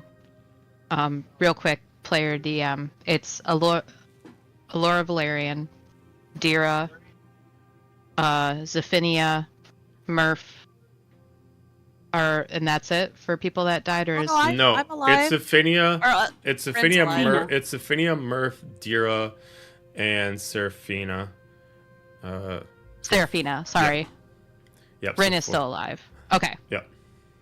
but it's just the four, right? Yeah, it's 4 people. Perfect. Lots of other dead soldiers and stuff. Oh yeah, And miscellaneous NPCs. Miscellaneous guys. You know, care about the one people. Don't care Bob about the Barbarian, Sam the Sorcerer, you know those guys. Anyway, when everybody seems to have gathered around and stopped putting things into boats before the ceremony starts, Cargrim's going to do thaumaturgy and say to ladies, gentlemen, and other distinguished guests, we gather here today to say our final goodbye to some of the bravest people that I've ever met. Seraphina, you spent time as a god. You seem pretty chill. A lot of fire. Loved that. Dira, you were loyal and brave up to the very end. Zephinia, pretty sure you could fly. And Murph, you were a big guy. And you fought till the very end. Let us all pay our respects to them and everybody and all insert unnamed soldiers here Yeah, the credits. for their valiant efforts and bravery. And then he's just gonna kind of like hand it off to whoever was actually gonna do the ceremony. And I'm sure they're probably like, "The fuck? Who are you? What are you doing?" Talia snaps back into her right mind for a moment just to whisper around, who the fuck hired this guy? Who is that guy? He's the hell voice. Oh my god, who is he? Announcer ever. Where's Hugh Doobie when you need him?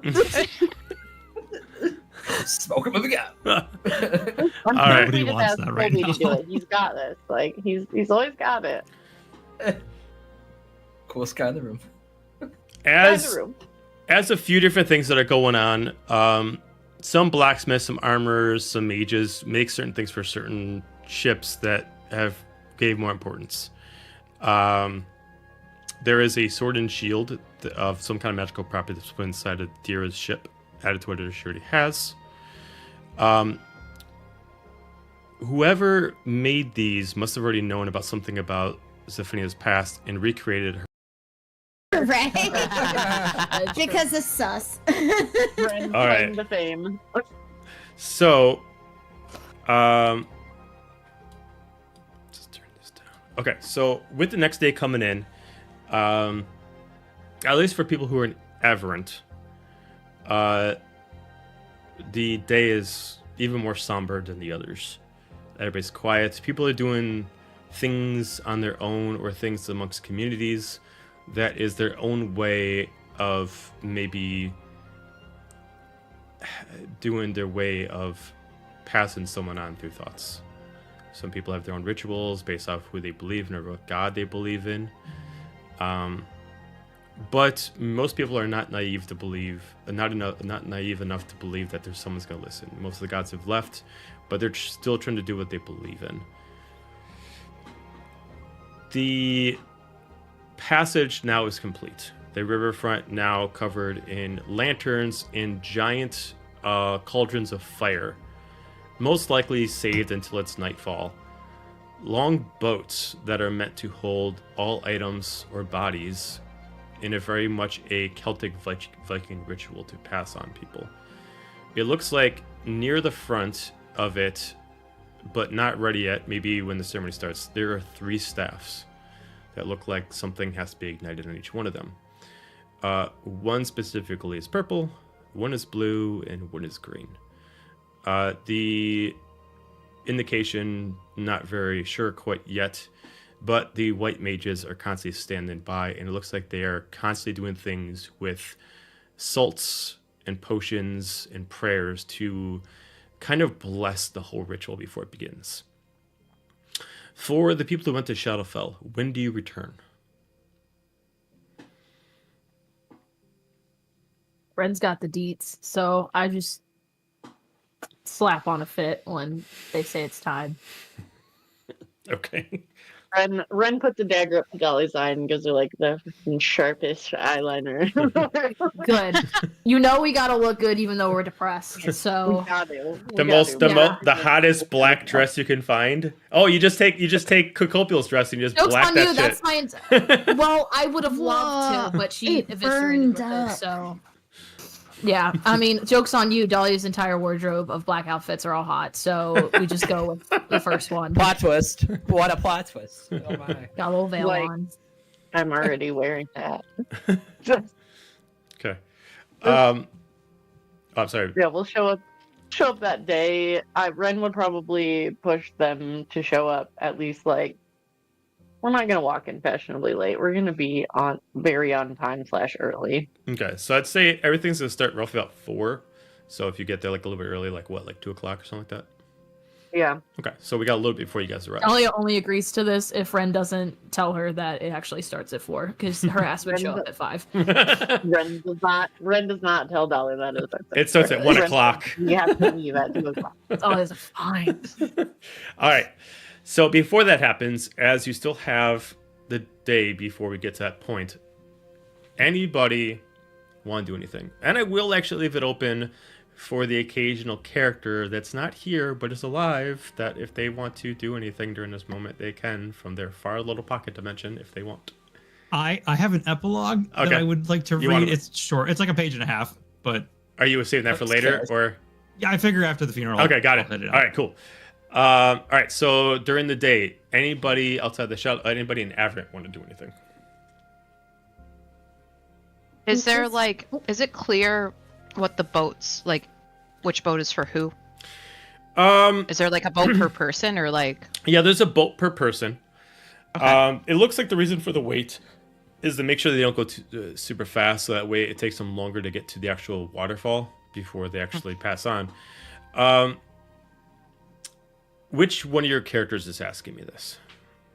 Renora. Renora, can't tell what these. Okay. It just looks like the bodies or the items get put in, and eventually they get dropped off on the waterfall. You don't know the semblance of it, but that looks like the process. Okay. She just knows that Meeksis had overheard like them asking for like a memorabilia, something. You assume that there's no body, you at least give them something in there, so at least the spirit can pass on by actually contacting through the magic of the item. She's gonna give the key that Murph gave, which it looks like it's a key that looks like 2 daggers twisting. Okay. Nixus would have, still had the one gauntlet. I don't know who has the other one, but Mixus has one of them, and would have been walking around with whoever was near me, and then when she saw Renora doing that, she'd be like, I guess. And she just hands it to Renora and be like, do we put it in the boat? Do you guys? Yeah. Okay. Or to that guy, and she's just gonna point to the person, whoever she gave the key to. Okay. If you just start handing them, it's like, well, do you know which boat is yours for your friend? No. Okay. That Give me an investigation you check to see if you can yourself? give me an investigation check if you can see if you can figure out which one is made from okay. her. Oh. 7. Maybe Meeks is gonna help or give her. We will see. I got a 19. Okay. That's better. This one just drops it to the nearest boat. No, not that one, not that one. Oh, There's like a body in there, clearly not. you immediately just break like the sternum of like this corpse, and then Oh. and Mixus, you eventually see throughout like this 100 different heavy vessels. Midway down, you don't notice one is Murph's, but you do see Scylla carving into one. Oh. So like, Yeah, is what are you doing? I'm making his boat. You can just see that he's taking like a knife and he's like carving in. Was that Murph's?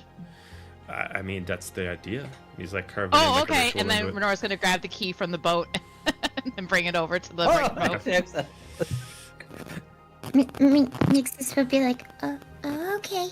And then she's gonna try, but obviously this thing is probably huge compared to her, and like, I'm sure the boat is like Yeah, it's not bigger than her. It's not as long as like a longboat, but it's really, really deep, and it's super heavy. Oh, it's tall. Yeah. It's probably tall. So it's just like, you just see Nixus holding this huge gauntlet over her head, trying to figure out how to put it in the boat.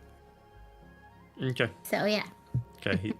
kind of waiting for someone to help. I'll help you. Uh, She will let you struggle for a little bit, and then she'll help you. Yeah. Of course, Sanders that's watching on from the course. distance, I'm going, right. what the hell? the last thing that Silic does, as you guys put stuff in, he takes the 2 halves of his sword and he puts them inside the actual boat, and he just sets them in there. You're giving up your sword? Yeah. You know, I don't have any use for weapon anymore, and he was, you know, think of him as, it took a long time, but we became friends and brothers in battle, and he passed not shortly before my sword broke, so, you know. He just sets them in there in a very ritualistic manner, where he kind of like crosses them, like 2 scimitars crossing each other.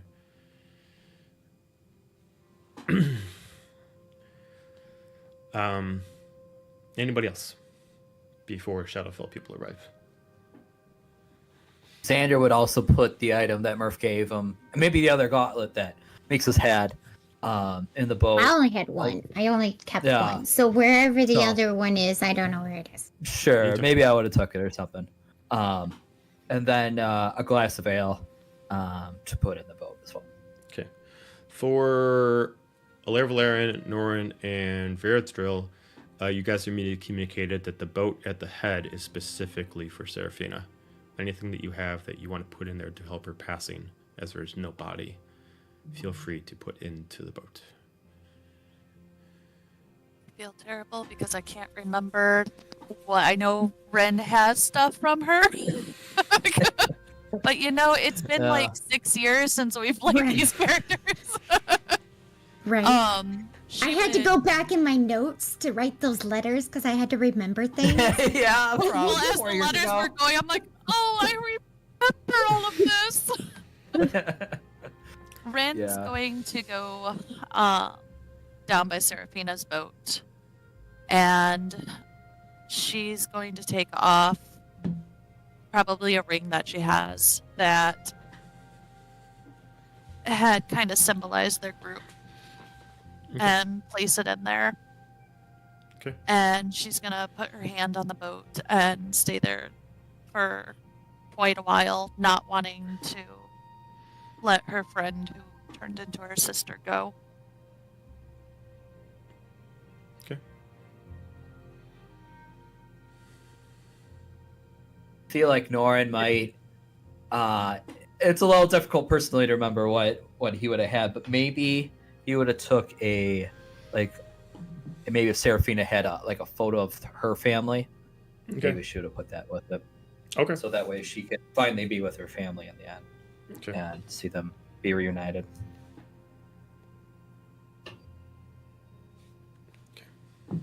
Would they have communicated to 1.5 that we needed to bring things that belonged to the party? It would Or when I asked say- about the services. Would Before I left. 1.5 even have mentioned to anybody else that they were leaving?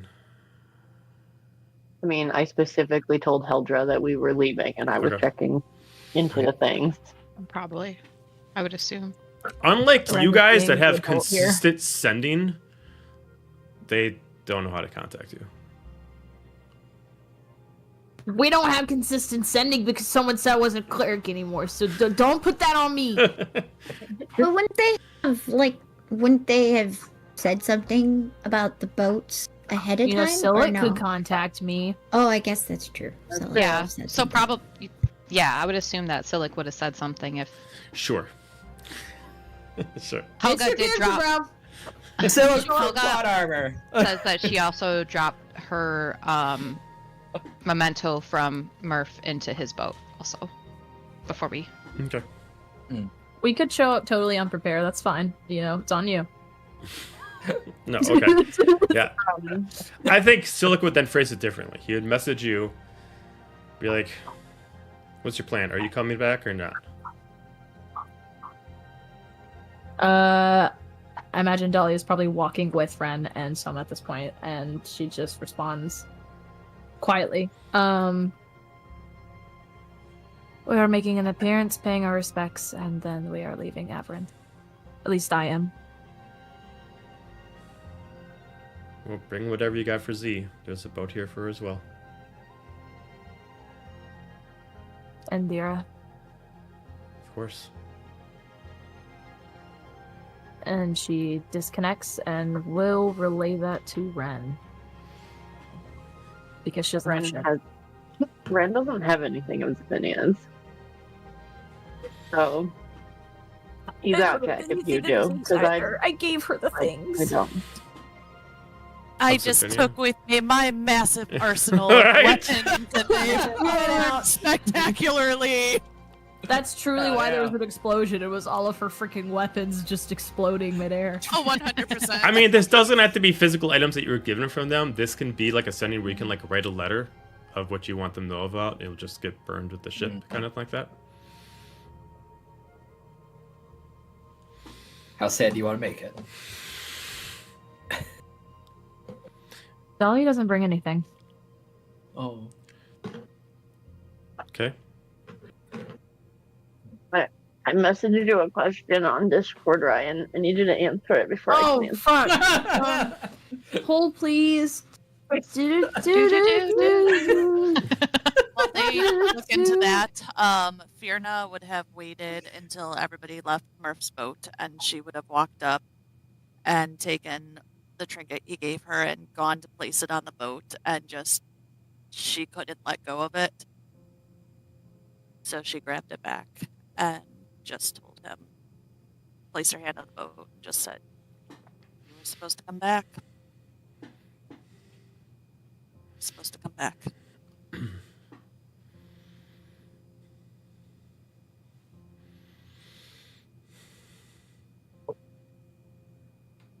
I responded to Kayla, so it's on Kayla now. There is technically a boat for Dira, and there's technically a boat for Zephynia. To describe, they look like much like how Silic left kind of like runes in Murph's. There is several markings of like swords and blades and shields on Dira's, and then there looks like feathery kind of like indications of like wings for Zephinia's. We're there? Yes? At this point, yeah, you'd be coming in.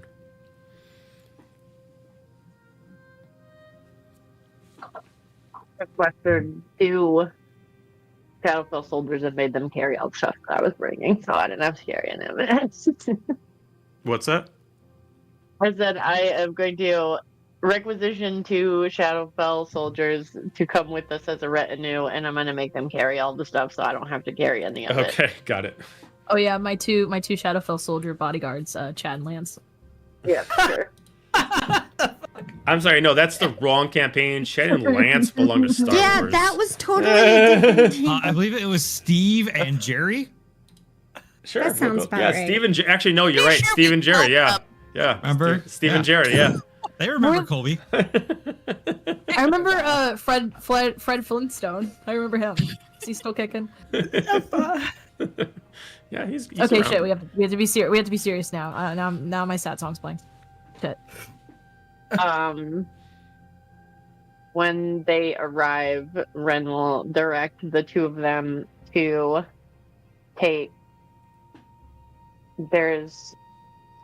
They have multiple wreaths of flowers from the Shadowfell, like purple blossoms and dahlias and things, and one goes on every boat, including Murph, including Zephinia, including Dira, including Seraphina. And then Ren will walk up to Dira's boat and reach over to the container that they're carrying and pull out Dira's breastplate and lay it over the top with the flowers.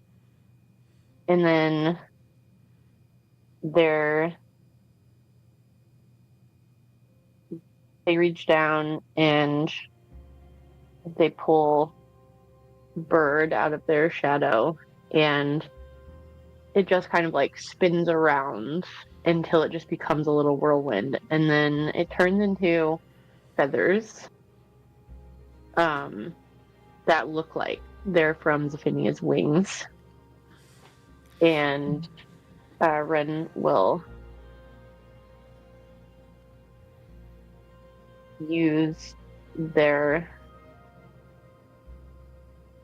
find familiar to conjure those and put them in Zephinia's boat, along with a note that they wrote. And then As you're standing by Zephinia's boat, you suddenly feel something in your pocket. And as you reach in, it is a duplicate of Zephinia's wedding ring. Wow.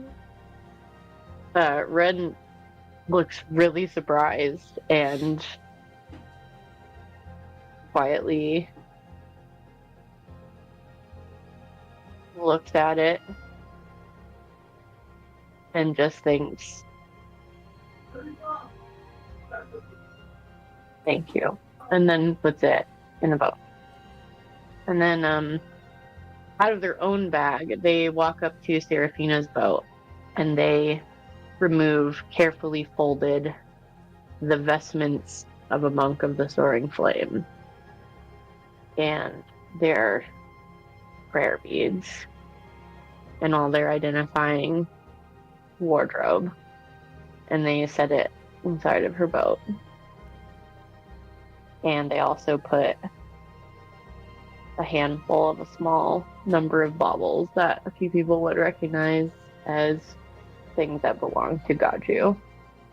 And then they will walk back to Dahlia's side and stand next to her.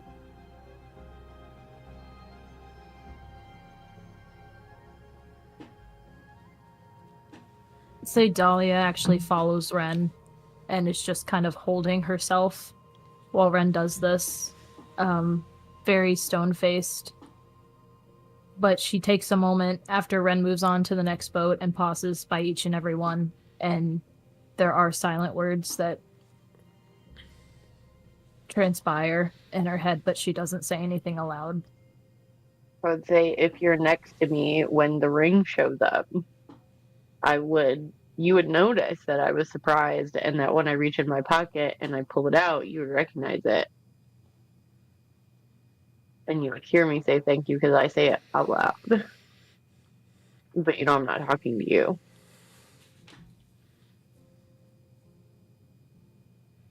Is he here?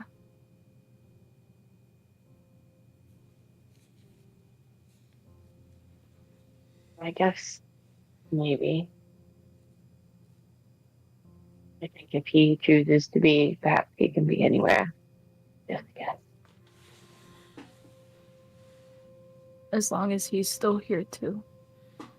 And she'll take Ren's hand and cover over the ring and help them place it in the boat.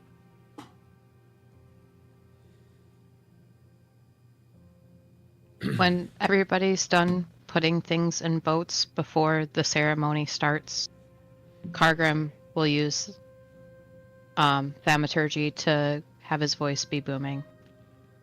Real quick, player DM. It's Alora Valerian, Dira, Zephinia, Murph, and that's it for people that died, or is No, I'm alive. it's Aphinia. Or, It's Ren's Aphinia, alive. It's Aphinia, Murph, Dira, and Seraphina. Seraphina? Sorry, Yep. Rin so is four. still alive. Okay, Yep. but it's just the four, right? Yeah, it's 4 people. Perfect. Lots of other dead soldiers and stuff. Oh yeah, And miscellaneous NPCs. Blaming guys. Like, You know, Care about the one people. Don't give Bob a the crap. Barbarian, Sam the Sorcerer, those guys. Anyway, when everybody seems to have gathered around and stopped putting things into boats before the ceremony starts, Kargrim's going to do thaumaturgy and say to ladies, gentlemen, and other distinguished guests, we gather here today to say our final goodbye to some of the bravest people that I've ever met. Seraphina, you spent time as a god. You seem pretty chill. A lot of fire. Loved that. Dira, you were loyal and brave up to the very end. Zephinia, pretty sure you could fly. And Murph, you were a big guy. And you fought till the very end. Let us all pay our respects to them and everybody and all insert unnamed soldiers here Yeah, the credits. for their valiant efforts and bravery. And then he's just gonna kind of like hand it off to whoever was actually gonna do the ceremony. And I'm sure they're probably like, "The fuck? Who are you? What are you doing?" Ollie snaps back into her right mind for a moment just to whisper around, who the fuck hired this guy? Who is that guy? He's the hell voice. Oh my Worst Who is he? announcer ever. Where's Hugh Doobie when you need him? Smoke him up again. All I'm right. sure we Nobody just wants asked that right Colby to do now. it. He's got this. Like he's always got it. Coolest guy in the room. In As the room. as a few different things that are going on, some blacksmiths, some armorers, some mages make certain things for certain ships that gave more importance. There is a sword and shield of some kind of magical property that's put inside of Dira's ship, added to whatever she already has. Whoever made these must have already known about something about Zephania's past and recreated her wing cufflinks and put them into her vessel. Inside of Murph's, someone specifically looks like, kind of like makes like a fur like vest and puts in there. And then the original blacksmith that made the original sword for Seraphina's father recreates one and makes another golden sword to put inside hers.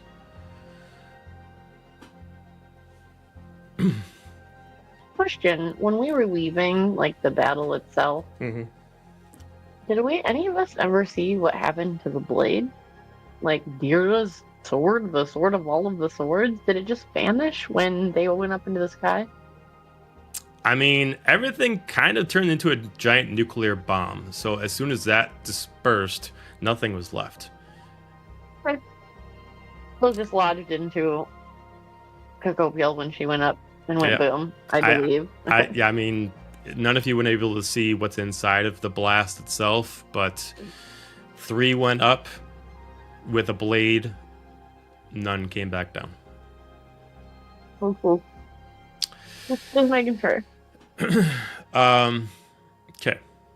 As nightfall comes, immediately... Oh, go ahead. Sorry. Is this after the boat's launch or the boat's... Boats haven't launched yet. Got it. Okay, never mind. I'll shut up. So, as the... let me change this. As the night starts to come, the white mages immediately ask for Valerian,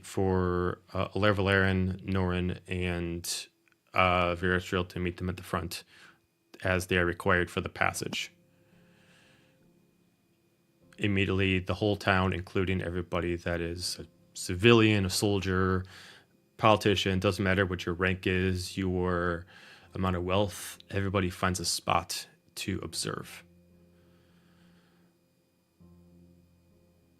In the procession of boats already in the water but not ready to sail, as they're currently being blocked from letting the river take them, because it has not started yet. You do see that every boat is kind of covered with a little bit of like this white powder, not like enough to like cover it all, but just enough to like leave a couple, like 2 or 3 sprinkles on each one. And they're kind of going down and doing each one, and they're kind of just saying not necessarily a prayer, but maybe more of like an arcane ritual.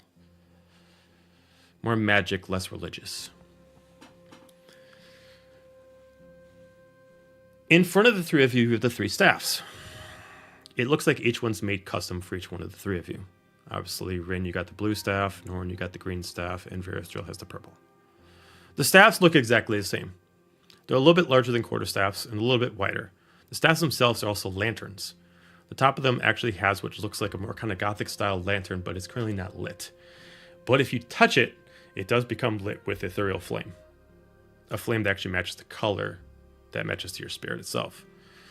As soon as it does, and each one of the 3 of you grabs it, all the dust that's been sprinkled upon each one starts to illuminate, enchanting the ships themselves and allowing the ships to almost slowly rise above the water, but not enough where they're over the water, just enough where they don't sink as they go on, almost give them like a magic to repel themselves.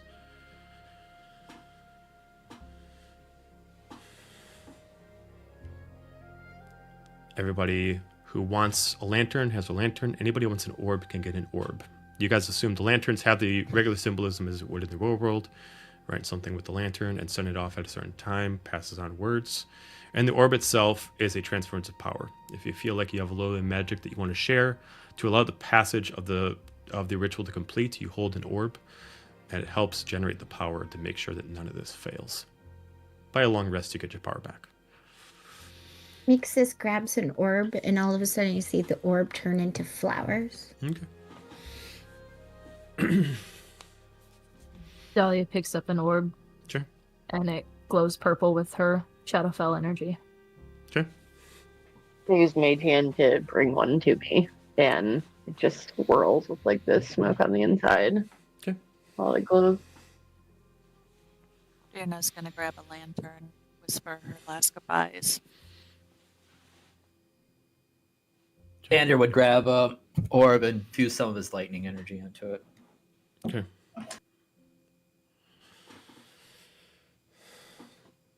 As every person in the crowd just watches and waits,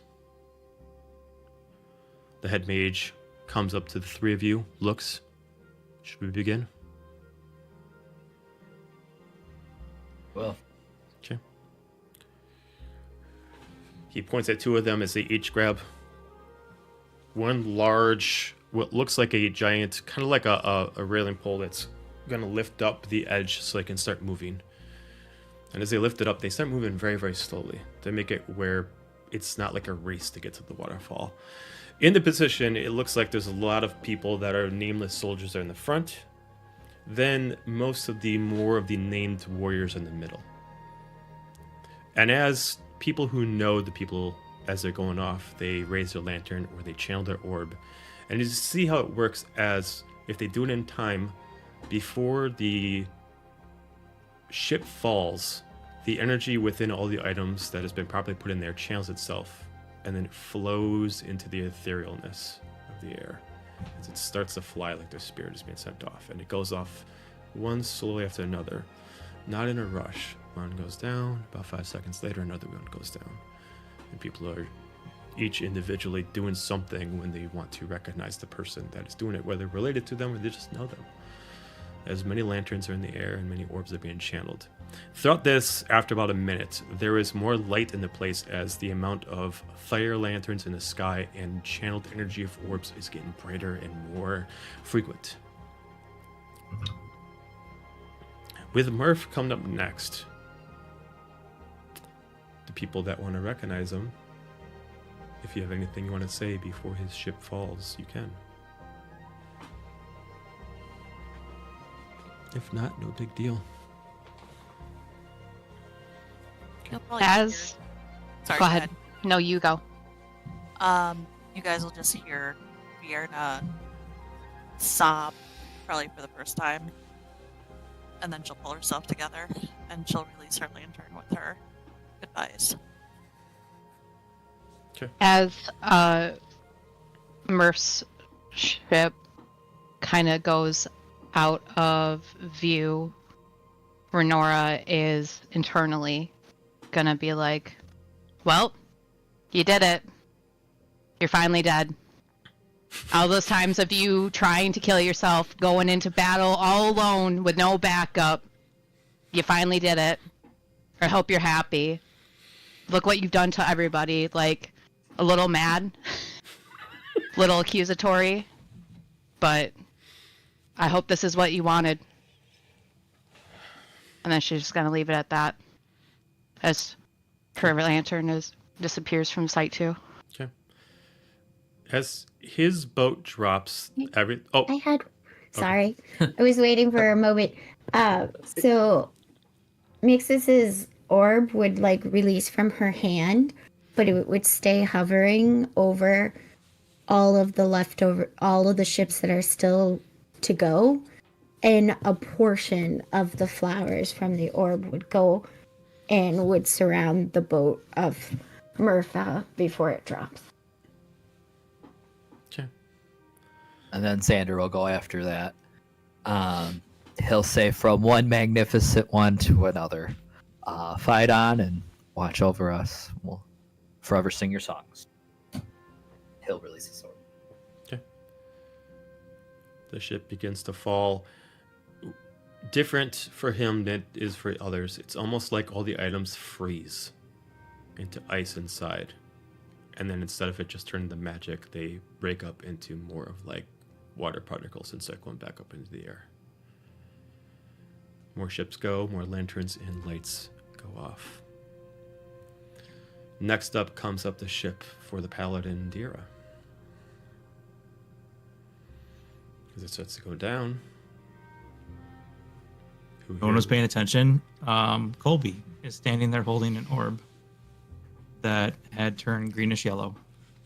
And as the boat starts to go, because he knew her as the captain, his orb explodes and shoots to her boat, covers it completely like flowers and vines.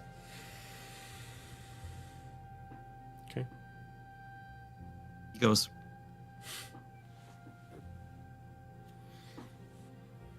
anybody else for Dira? Dahlia just cradles the orb. And I'm sorry, my Dayquil's kind of hitting. We're just holding these orbs, right? Yeah, Only you're the not orbs releasing the block. orbs. You're only releasing the lanterns. Otherwise, you're just like charging the orbs themselves. Okay, Colby special. Okay. I was like, wait, did I miss something? I think most people are like doing some kind of spell with it to kind of like, extend their power, kind of like that. Yeah.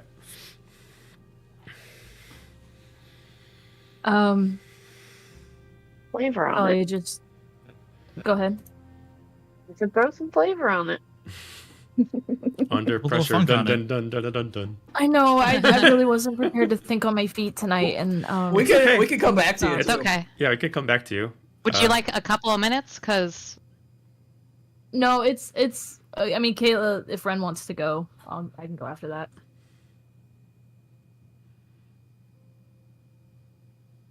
Ren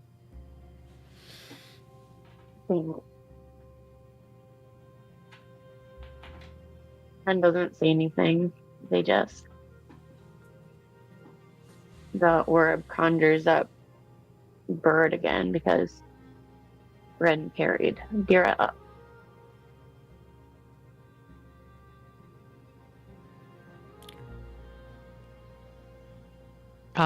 Cargrim is going to charge a orb, what? An orb with some radiant energy, and he's gonna say, "I didn't really know ya. All we had was the short trip over to the battle and the battle, but seems like you're the reason that we're still here. So, thank you." Dahlia holds the orb, and it also turns a bit. There's shadows from the Shadowfell and a purplish hue to them, but there's also a bit of radiant light that peeks out. One of the things that Dahlia and Dira shared together was the radiant energy, and tears slip out of her eyes, and she just whispers, "My sister."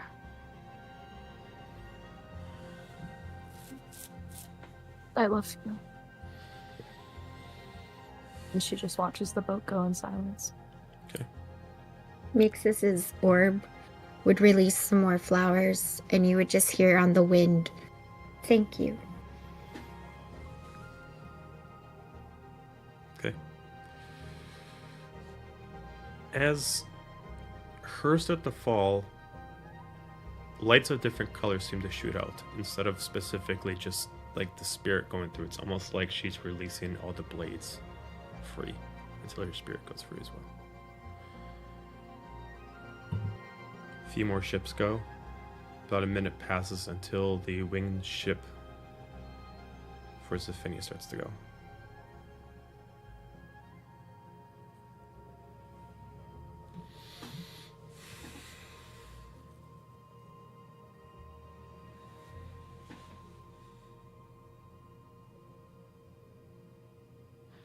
Dahlia just clutches the orb tighter. There's a lot of guilt on her face. And she just says, "My best friend. I don't deserve you. I never did. I didn't deserve either of you. I'm sorry. I'm so sorry." Her eyes drift back over between hers and Zephinia's ship and Dira's ship, and she said, "I tried to protect you both. I'm sorry."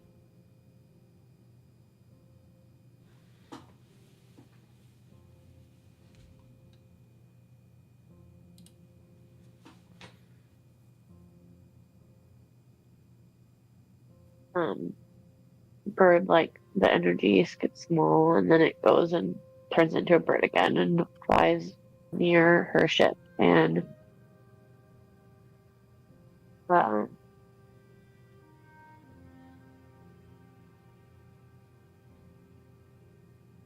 doesn't say anything, but thinks like they're casting a message, but it doesn't go anywhere. It goes to like their idea of Zephynia, and just says like,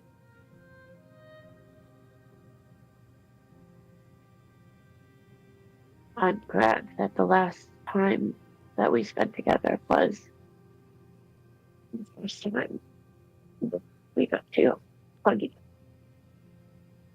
I forgive you for not following."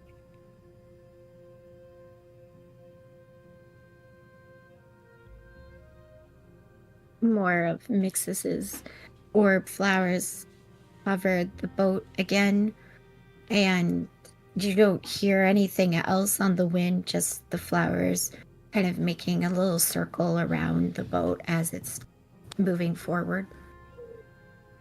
Dahlia and Ren, you guys would feel a pressure almost behind. Okay. Dahlia turns. Does Ren also turn or no?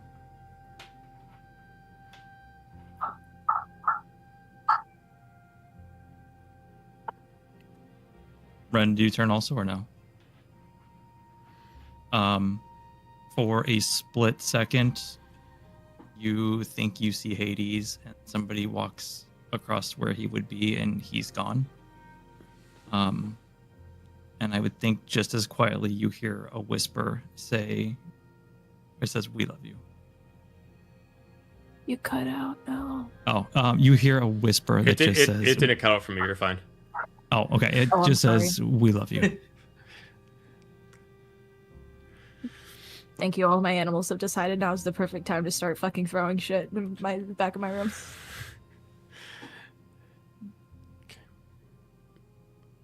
Anybody else with anything for Sophia before his ship falls? Okay.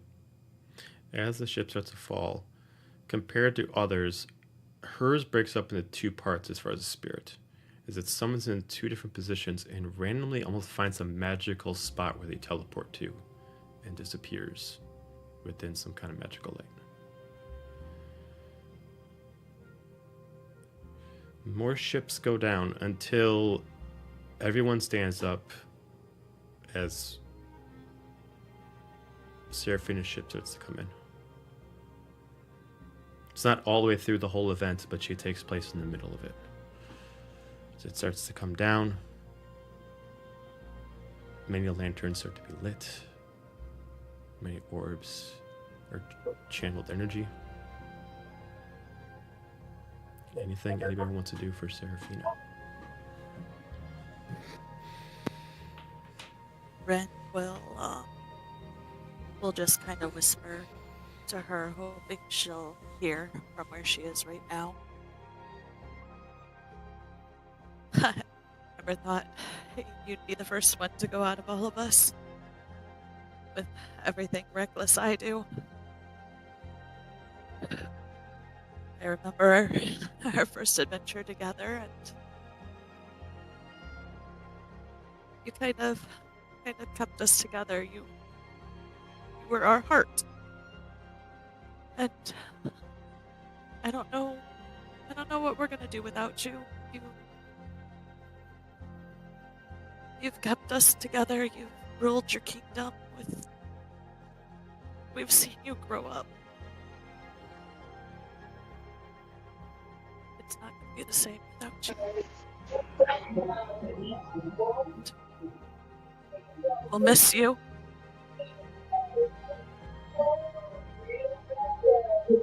Corey, you're no longer muted at a sad moment.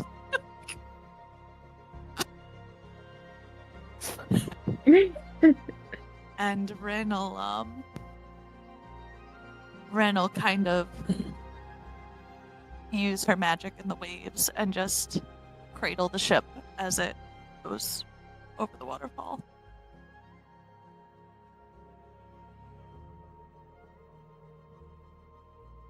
The rest of Mix's orb just bursts with flowers and it just drapes over, completely covering Seraphina's ship.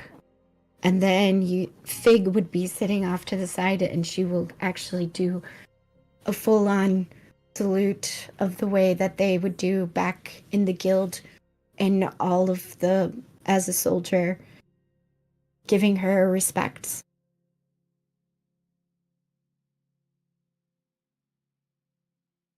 I'll go for Norn. Norn will hold his orb up and he'll whisper into it. You held us together. We are your family.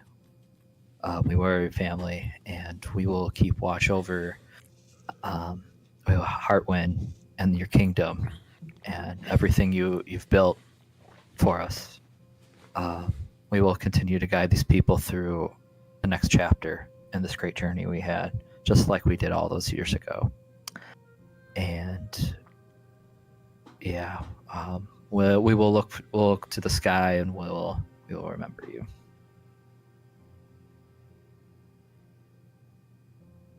Okay. orb just hovers like a slightly above their hand, and it just looks like it's on fire. If they just hold it there.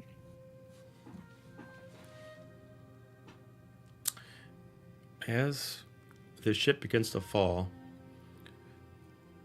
directly above the skies where the embers are taken up, they start to get more vast directly above her.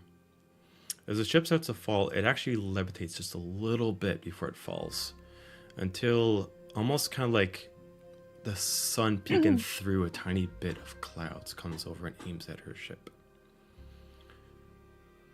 For anybody who's arcane, anybody, you hear a female voice calling from the sky. You've done enough. It's time for you to finally come home. You lived with the mortals long enough. It's time for you to come to our plane. As you immediately just see just a visage of a small phoenix in the sky as a beam of light comes down. As the embers start to flow from her ship up, you just see a slight visage of Seraphina when she was younger as she starts flying back up into the sky.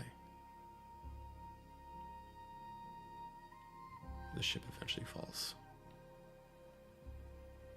Throughout the time, more ships continue. Soldiers, citizens, anybody who's been affected by this. And it lasts about another couple hours until the final ship goes. And the power of the lanterns stop as the power has been used to send everyone off. As the funeral ends, the night comes to a close. It is late,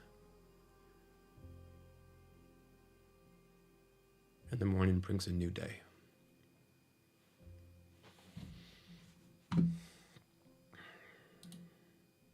So, anything before sleep is gained?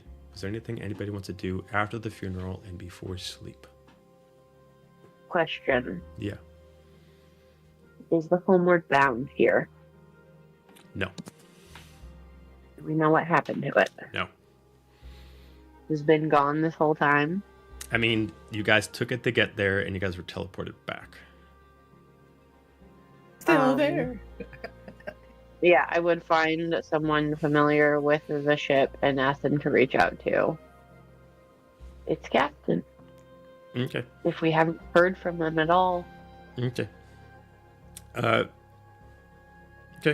Captains communicated to. It looks like they are trying to stay at sea, but they don't know where you guys went. Well, someone should notify them to return to Heartland. Okay. And they start returning the Heartwind. Anything else See before? for 3 days. Anything else from anything else before night comes or before sleep comes? The moment the funeral ends, Dahlia leaves. Just gone? Nothing? Sleep? Back to the Shadowfall. Alright, someone follows. I go with her. I try to wrap that up pretty quickly just to notify them. And I ask them to remain at port in Heartwind for like the week if possible, because Ren will plan to return to talk to them in the next week. Okay. Question before I completely leave. Is Silic and Serena there? Or just one of them? Silic is there. Serena is there, but she's in a different spot. Silic went more up front, Serena's a little bit more in the back. I will use my Danemo's lineage to send the same message to both of them as I'm walking, and I catch both of their eyes, or one after the other. And Dolly just says, I haven't forgotten my promise to you both. I will keep it. And she continues walking, and she leaves. Okay. You just see a smile on both their faces, but you leave quicker before they respond.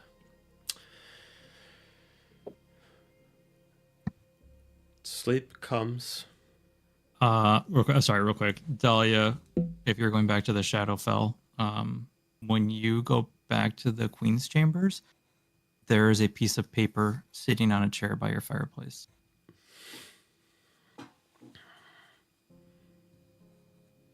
Do I see who it's from? It is wrapped up in like a lettery type form.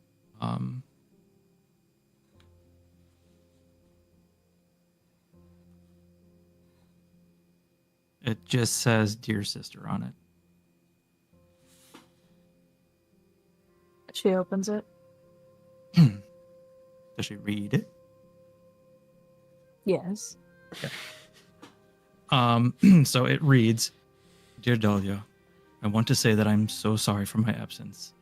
I know this is not easy for any of us with the loss that we have all suffered. Let me start by saying during the fight when I went into God form, I was struck with the knowledge that Sophinia was pregnant. I was able to let her know with my thoughts, but she was unable to respond. So when the fight was over and we were all about to be teleported back to Heartwind, I could not leave without looking for her. I felt that there was something still. When I went into looking, I did not find her in the way I was expecting. 2 motes of light fell from the sky and stopped above the water. They radiated with Z's energy and that of my own.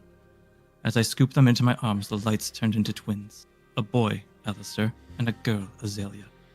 I've included a picture of them. Dahlia, they are so beautiful. They look so much like her. It was at that point that I knew what had to be done. I teleported us to the Institute, where I found the old professor I had told you about, the one that looked after me as a child. I asked him for the biggest favor I could. To ascend to full godhood, I need to leave my body behind. I asked him to bury it deep in the crypts where no one would find me, to watch over my body and tell no one of it. I entrust you and Ren with this knowledge only. From that point, I took the twins and created a new place for the 3 of us. New home in another dimension parallel to this world. It is somewhere that I can raise the twins and keep them safe from all the horrors and dangers that we know exist. I have to keep them safe. They are all I have left of her. I want you to know that with my new power, I will be keeping an eye on everything and everyone. That includes you. If you want to write me back, I will always be here and happy to hear from you of your life from your perspective. Just write your replies and throw them into your fireplace. They will find their way to me. Know that it was not an easy decision to leave, but it's what needed to be done. I hope you understand. I just want you to know that only second to Z and now the twins, I love you more than anyone in existence. You will always be my sister, my best friend. I will miss you and seeing your beautiful smile each day. I hope the Shadowfell and Soma knows how lucky they are to have you as a queen. Love, your brother, Hades.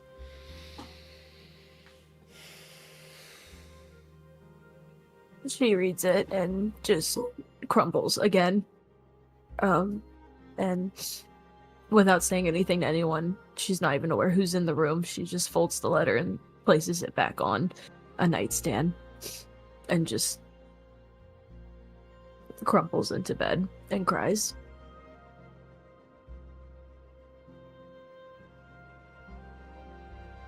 Until she falls asleep. Ren, you are back in the Shadowfell. Hear a caw. And as you look up, there is a black and red raven that lands next to you holding a piece of paper. I have my arm out for it, and then I take the paper. That one, it just has your name on it. No. Would you like to read it yourself, or would you like me to read it? Either one. I'm happy to read it if you want me to. Your call. Boy, just send it to me. Just do the injury. I'll read it. Okay. I'm glad I didn't read mine. I would have cried. really bad.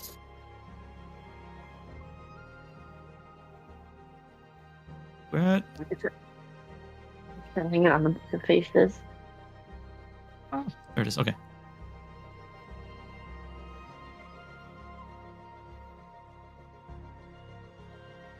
It's sent on Discord. I'll see it, thanks.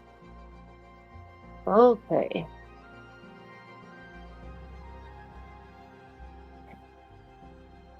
What?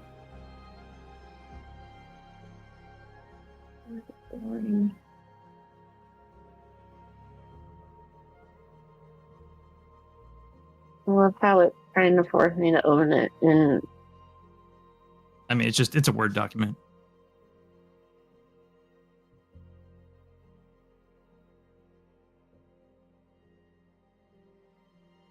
I can't open it. You'll have to open it. I All don't right, have I'll- Word. I will read it for you then. So it just goes, Dear Ren, I am so sorry for my absence. I want you to know that I'm okay and alive in a sense.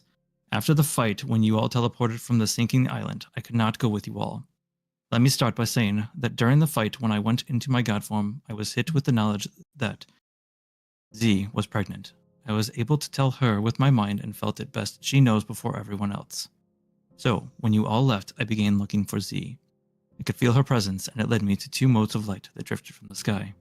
They stopped above the water, and I could feel her and myself and them. As I scooped the lights into my arms, they turned into 2 babies, a boy and a girl. Look just like her, Ren.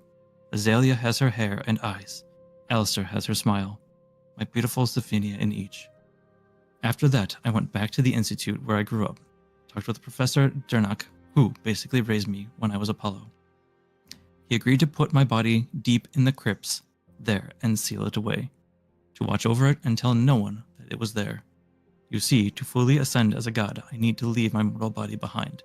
I'm only telling Dahlia and you this information. Please keep me safe. Once I had ascended, I took to the twins and created a pocket in reality where I could raise them safely away from all dangers of this world. I think you would really like this place. It's very open, with plenty of places for them to run and play. It's peaceful. I want you to know that even though we didn't have much time together, being Hades, that is, I consider you family. Your thirst for knowledge and pure determination was something to witness. As much as you kept things close to the chest, I could tell that you felt safe and could be yourself with us. I want you to know that Apollo did think of you in the final moments that he addressed everyone else. He asked them to relay his message, that he always loved having you around, felt that you were one of the only ones who could find joy in learning like he did. He wished he had more time with you, but truly treasured what time you two shared. With my power, I am able to look over everyone and will be keeping an eye on you as well. If you ever need anything, just reach out with your heart to me, and I will answer. Always. You will always be welcome to visit and know that our home is your home when you need it. I think you will enjoy the library most of all. Furthermore, I'm sure the twins will love to meet you when they are older. I look forward to when we reunite. Farewell, my dear friend, Hades.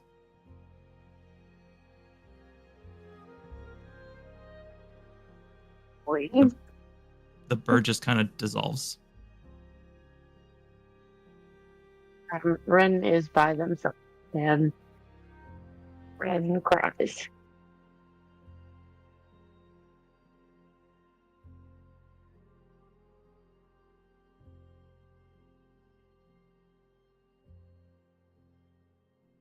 Take it away, Joe. I think. Whenever you guys are ready, I'll take it. Okay. All right. The night ends. A new day follows. With that,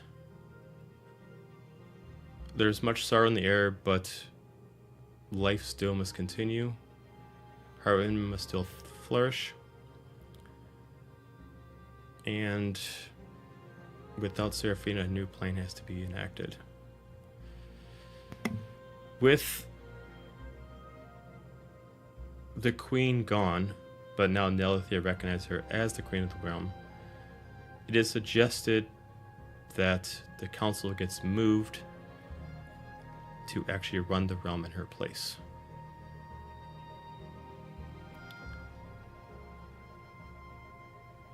The requirement is 2 people from each nation must represent it. 2 people from Heartwind, 2 people from Nelithir, 2 people from Avarice. These 6 will convene every year to decide fates that are too high for kings and queens to deal on their own. This doesn't have to be decided now on who picks this. It's going to be decided later.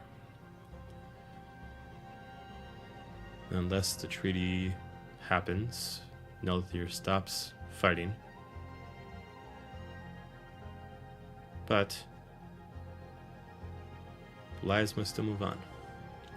For some of you went to Shadowfell and decided to leave. And many of you want to stay in Heartwind, or maybe want to go somewhere else. Who wants to go first with your plans?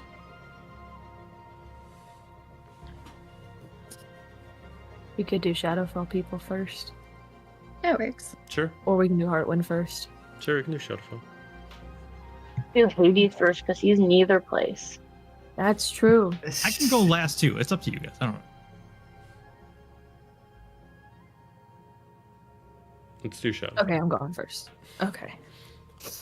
I'll go before Ren, because I think Ren ties it in better. Thalia Avalon Theraphor returns to the Shadowfell, but peace is a hollow promise. Grief over the loss of Dira and Zephinia overtakes her. For over a month, she isolates herself in her chambers, silent and withdrawn, refusing food or sleep. Hades sends her a letter, but she cannot summon the will to respond. As they aid her in her grief, Soma shoulders the responsibilities of the Shadowfell, while Ren takes on the duty of delivering news to Dira's family. Thalia returns to Aberrant Realm only once to pay respects to her fallen family, and is never seen in the realm again. Weeks pass, and as Thalia's body shows the toll of her grief through lost weight, her stomach mysteriously continues to swell, and it's then that she and Soma realize that she is also pregnant. This revelation becomes a turning point. Thalia realizes that Dira, Zephinia, Seraphina, Murph, and countless other sacrifices were not in vain. They died so that life could go on, for a world where her child could be born and grow. Determined not to squander their gift, Thalia claws her way out of her despair. She resumes her role as queen, and she and Soma rebuild the Shadowfell side by side. Months later, she welcomes her daughter into the world, a new light in her world amidst the darkness. Having resumed her role as queen, Thalia resurrects Silik's wife, Nyx. It's a promise she made to him and Serena many months before, and she intended to fulfill it. She offers them positions on the council in the Shadowfell, but they decline to remain in Aberrant. She employs Ren as both a council member and a spy in Aberrant to keep tabs on the realm during their work there. She finally does respond to Hades, and they begin to exchange letters regularly of their worlds, children, life milestones, and saucy book romance recommendations. Saucy romance book recommendations. I was like, I had to put it in there.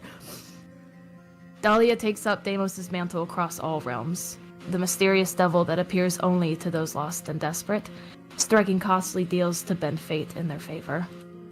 To the Shadowfell, she is a fair queen, and Soma a merciful king, and the land begins to prosper once again in their hands. But to those outside the Shadowfell, it is as cold and unforgiving as the villains that now rule it. Thalia and Soma embrace this reputation as a means to protect their realm from outsiders. Even as years pass, Thalia cannot bring herself to speak or acknowledge her Raya to anyone, not even Hades, Ren, or Soma. She creates a new life for herself in the Shadowfell, a devoted queen, loving wife, proud mother. From the ashes and an identity she has chosen to leave behind in that final fight. Her daughter grows up never knowing the existence of Dira, Zephinia, Gaijirakosh, or Apollo. That is, until Fonkel Ren tells her captivating stories of their adventures. When her curious daughter presses Dahlia about these stories, she simply will tell her when she's older and briskly changes the subject. In truth, their ghosts haunt Dahlia every day. She still hears their voices, sees their faces, and feels their presence whenever she's alone. They will always be with her, just never in the way that she planned. But over time, Dahlia accepts this, because she'd rather hear them in their head than ever again. And that is Dahlia's epilogue.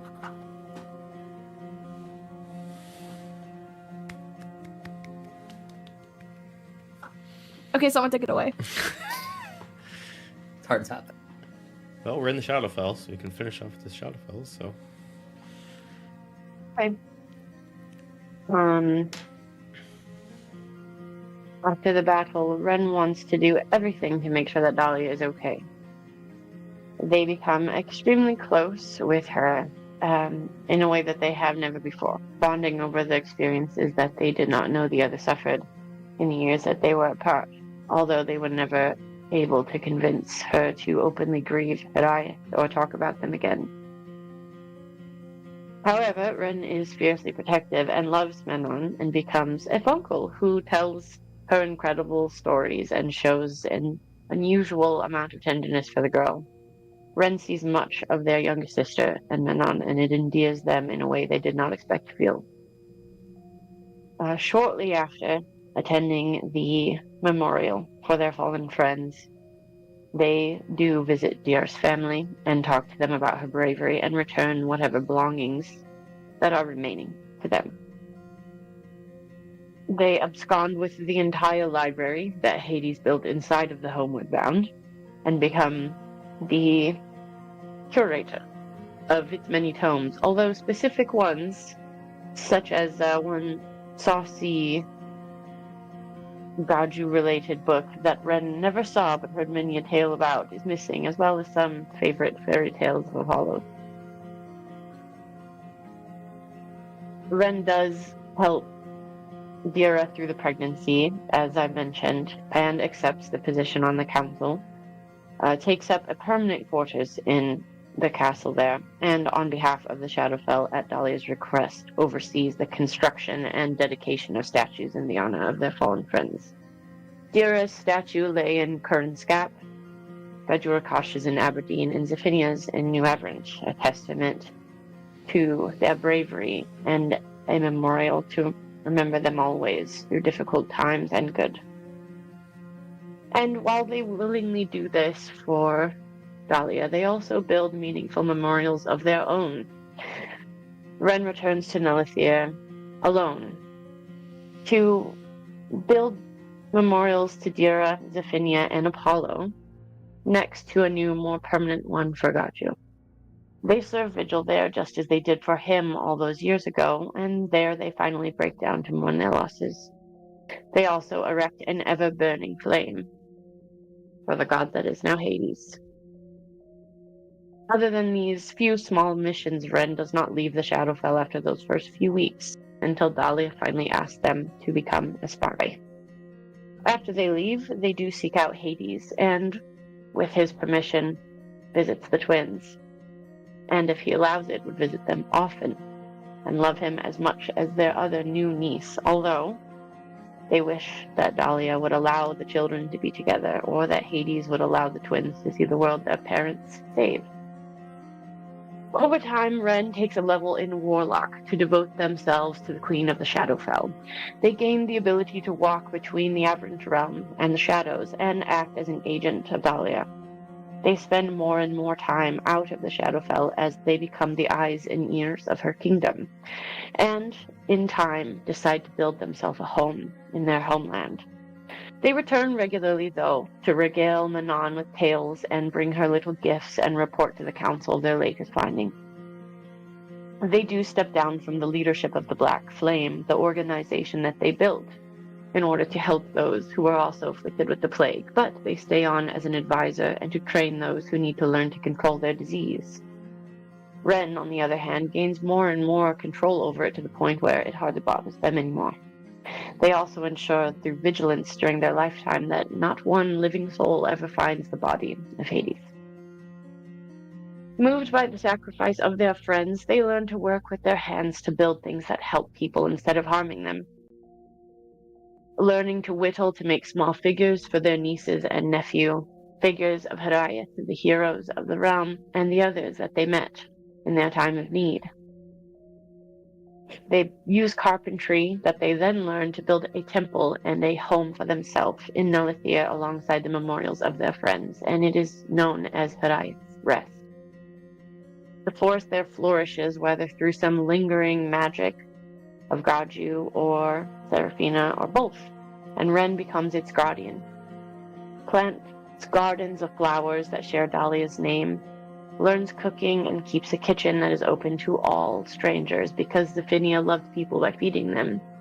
Keeps Hades' library and becomes a student even more of Arcana and history, and shares it with her niece, with their niece, who hears little of the outside world without them. And, of course, shares folk stories and fairy tales with her too, for Apollo. Spends years, even clumsily, learning to become a blacksmith for Dira, and builds a smithy they affectionately call Mullane's Hearth. Channeling the good of their friends, they build tools for folks in the villages nearby, and coffins for them when they lose someone. Stories, meals, but never weapons. Nobody in the neighboring villages ever knows that the double life they lead, not as the hero of an age or a storied spy of the Shadowfell. All they see is a secluded but kindly hermit who wanders off from time to time and hugs every person that they can. Ren's entire life, both sides of it, become dedicated even more to pacifism and hopefully to prevent wars such as that they experienced from ever happening again. Ren spends from there on an incredible amount of time in solitude, and in that discipline and training learns to speak to those who have moved to the beyond. Their sister, their father. They search those ephemeral lands for Dira, but never find her. They never hear from Zephinia either, even though they recognize her energy in her children. Somehow now, even after everything that they have lost, they have also been changed, and are now the least lonely that they have ever been. They are, for the first time, both Hariath and Shadowfellian and Nelithirian, aflame, and none of those things are in conflict anymore. Ren dutifully serves the people and the queen of the Shadowfell for decades. Though the plague and their monk abilities extend their life and prevent them from suffering the appearance or effects of old age, eventually they do get old. A few 100 years, at least.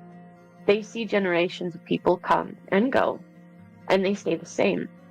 And I imagine that someday, when they are ready to approach their final years, they know. And they ask permission from Dahlia to leave her service.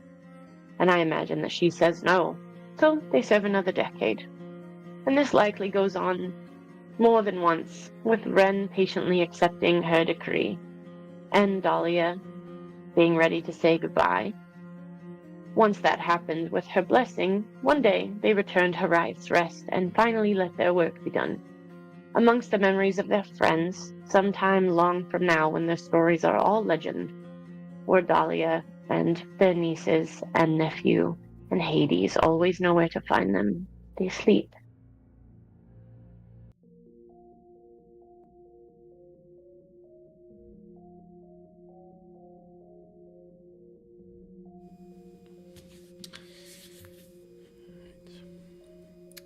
Back to Heartwind.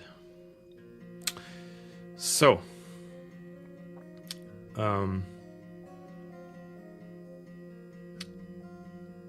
let's start, how about with campaign 2?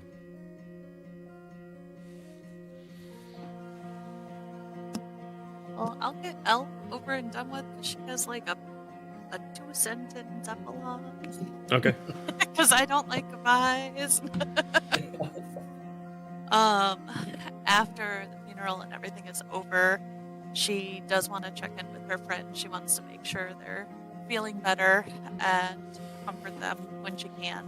But ultimately, she is kind of happy now that she can just go adventure and see all new sights and new things. She would hope Fig would continue to stay along with her and that they would be able to adventure together with their new friends, Mixus and Colby. and they would go off and just keep adventuring and having fun stuff until she probably got eaten by a alligator or something that she tried to pet. That's on brand. That's totally on brand for Elle. Right.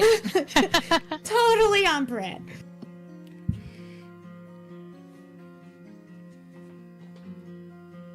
Cargrim will probably go back to whatever pocket dimension he was living in prior to this all big battle happening to go finish up his Hellforger duties. Till the sweet relief of death. Okay. Okay. I'll go. Sure. Hal will continue to safeguard the realm, helping rebuild it, keeping everyone safe, helping train the next generation of rangers or archers that would come about, and reconnect with his fellow Aerocockerel brethren that he hasn't seen in quite some time. And they are few and far between, but he will reconnect with them and until the call to arms is back and he has to go back to being a protector of the realm again. So, yeah. Okay. Would be worried about Elle because she knows that Elle's gonna get, or we know Elle's gonna get in trouble.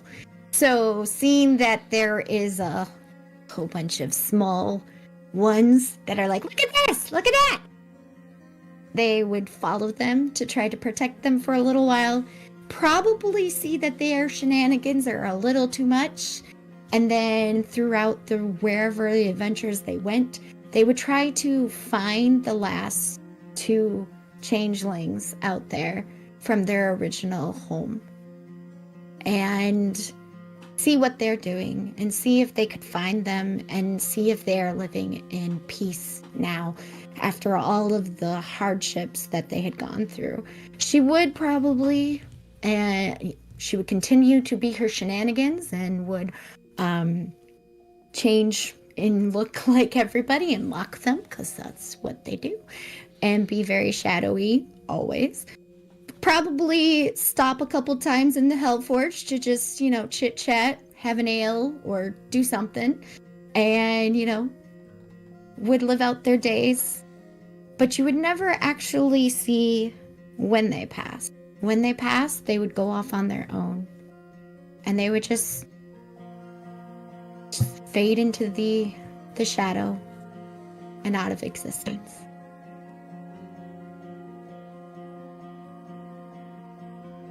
Al? Oh, I did mine. You did yours? Oh, that was anything from 2? Anything else from 2? I wish Sir Corbin was here. Yeah. Yeah, I mean, so Corbin... The thing I got for Corbin is that Corbin's going to choose to retire from adventuring. I'm going to eventually use up the money that they saved up to create a safe haven for anybody who needs it as an inn/tavern. All right. That sounds about right. Before we get to campaign 3, during this moment of so much sadness and many things that are going on, much as this information has been transferred to Shadowfell, it has also been transferred to the Feywild. With the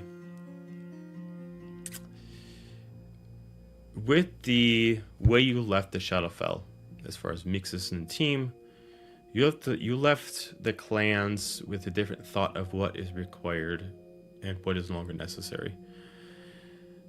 The Shadowfell or the Feywild? Feywild. Okay. My shit's in check, bro. Like, don't come into my realm. The clans no longer requiring the tradition of having to take the older sister and constantly use them as the new source to pass on the line, and now showing on that warriors can be amongst them. You're contacted, Mixus, with a request from the Elder.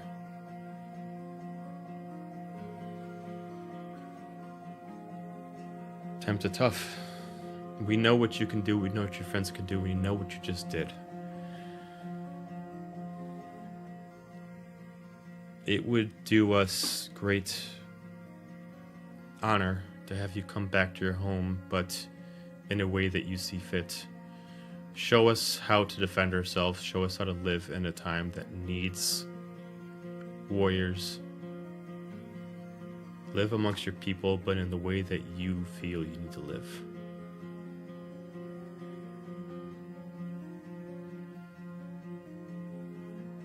Live amongst the spirits, your friends,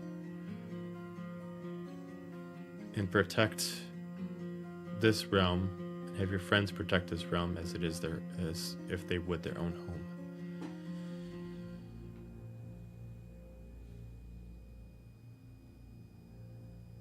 And then the message gets ended.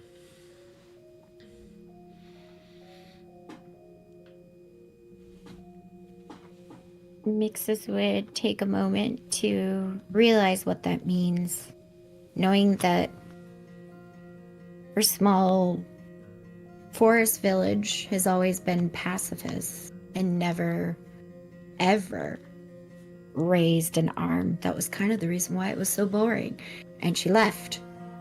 So and then she takes a moment and remembers that she taught Tilly how to do some of this. And she would look at Elle, and she would look at Renora and Kobe and be like, want to do some adventuring? And ask them if they want to come and see or revisit the Shadowfell or the Baywilds. Why do I have Shadowfell stuck in my head? Sorry, guys. But This said it a lot.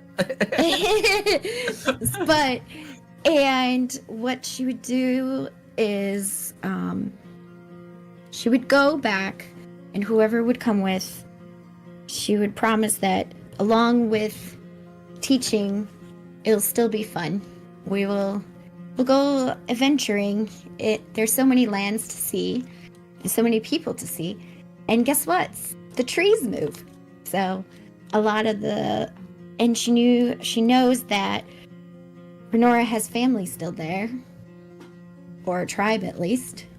So she would go back, would defend her family and her friends, and probably once she got to the age of probably like 500, maybe she actually would settle down. At such a young age, really? I know. Such a young age. Actually, a child. She's got. She would. Got miles left. Well, she does. She has a long time. She would become a great advisor of the elder, and it would be different because she would not actually settle down with another Elandrin. She would find someone who made her laugh and make her smile and like to adventure too. And they would live out their days in a tree next to her tree that she grew up in. And she would start to actually enjoy the simple things of life after all of the travels that she had done. I love it. But we have to have travels first and funds. So, yeah, that would happen first. Why did I immediately think Colby when you said somebody that makes her laugh? Let's go on adventures like Kobe. Oh. Joke's on you! No, kidding. right. Holy shit, I didn't even know. Right. Really short lifespan compared.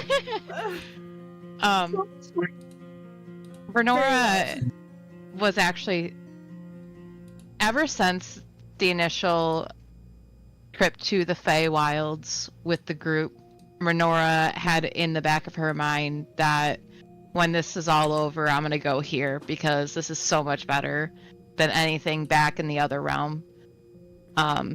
So when Mixus asks if we want to come help her with an adventure, Renora's just like, yeah, I guess.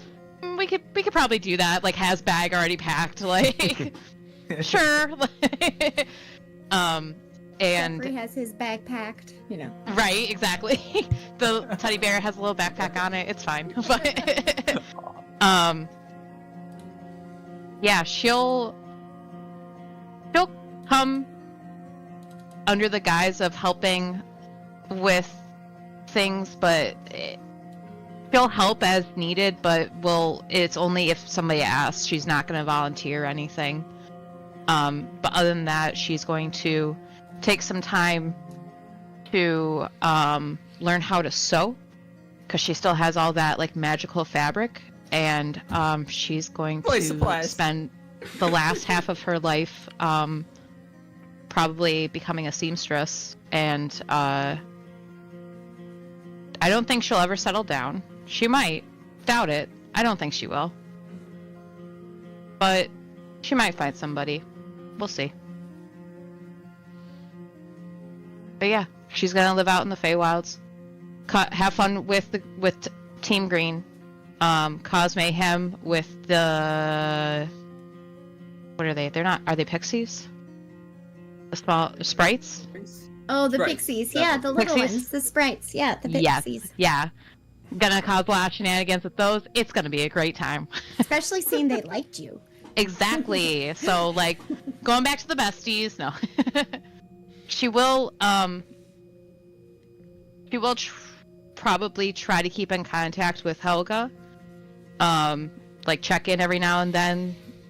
The equivalent of whatever phone call or visiting the realm. Probably whenever Meeksis wants to go back, we'll make a group trip and go bother the shit out of Helga wherever she's at. Just call Collect to get a hold of her. Exactly. Just We'll show find up at her. her Don't door. worry. Exactly. That's what we're gonna do. Show up. Uh, She'll Hi, keep we're moving here. and we'll be like, we're here again. She's like, how do you keep finding me? Like, Yeah, and Helga would take it upon herself to actually not follow, and she's actually going to go over to Khalid and actually try to fix everything in Khalid. And she's going to take Boulder with her.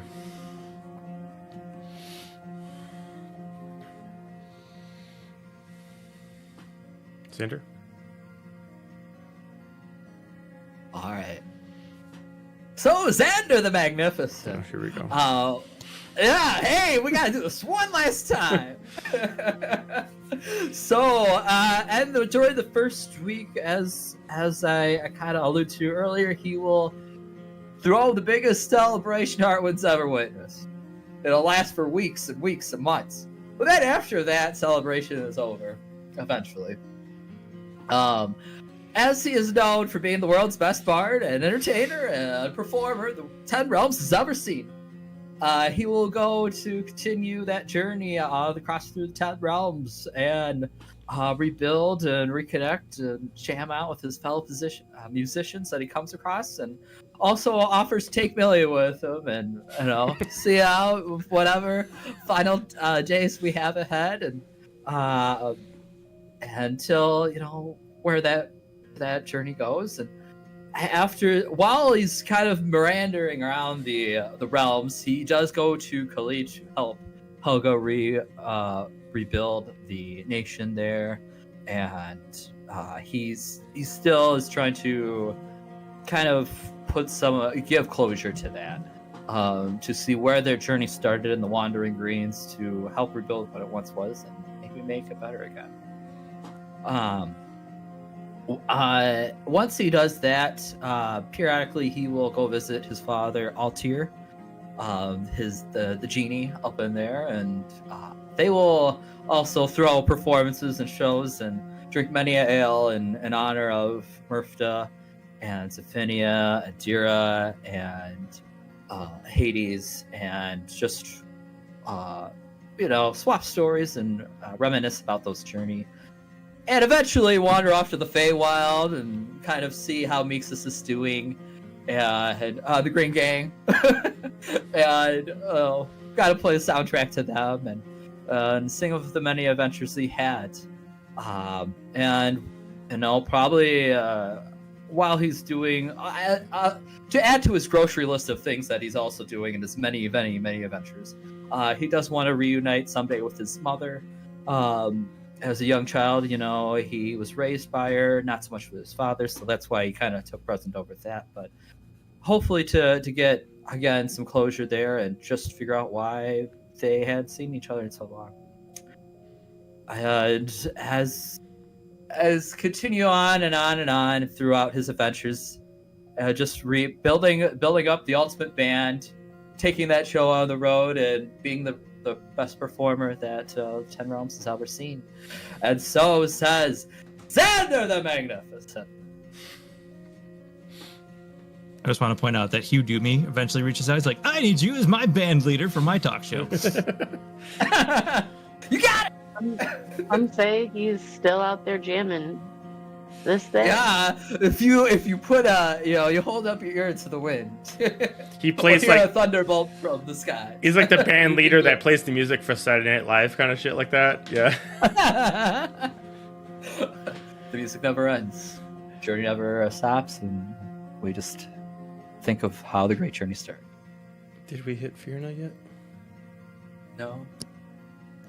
So Virna, before she'd leave Heartwind, after all of her friends are kind of dispersing, she'd take off her magical walkie-talkie and just kind of place it on Seraphina's throne. And again, thank her for trusting her with the kingdom and everything, even though she really didn't want it. And thank her again for releasing her from her duties, because again, she really didn't want it. First thing she'd do is she'd travel to the gladiatorial area where her and Murph fought, and where he had so much joy there. She would talk to the local stonesmith and have just a little statue, or well, not a little statue, but a big statue in front commemorating him. After that, she would go and continue her hunt of whatever soldiers are left over from Kokobiel. But she kind of found her heart wasn't in it anymore, and she really didn't have that rage and sadness. What she really wanted was to make sure her tribe, her people, her friends were okay. So she would travel first, see if Helga's okay. She knew she went back to Khalid, so she would probably find her there. Work for years pulling her out of the hole that she had dug herself into of the sadness, and then work towards building Khalid back up with her. She'd stop at the Feywild, she'd visit Nixus, Renora. She'd go and see Xander's band play and cheer him on. And then she'd probably just live life on her own, but close enough in Khalid that she could stop by and see everybody.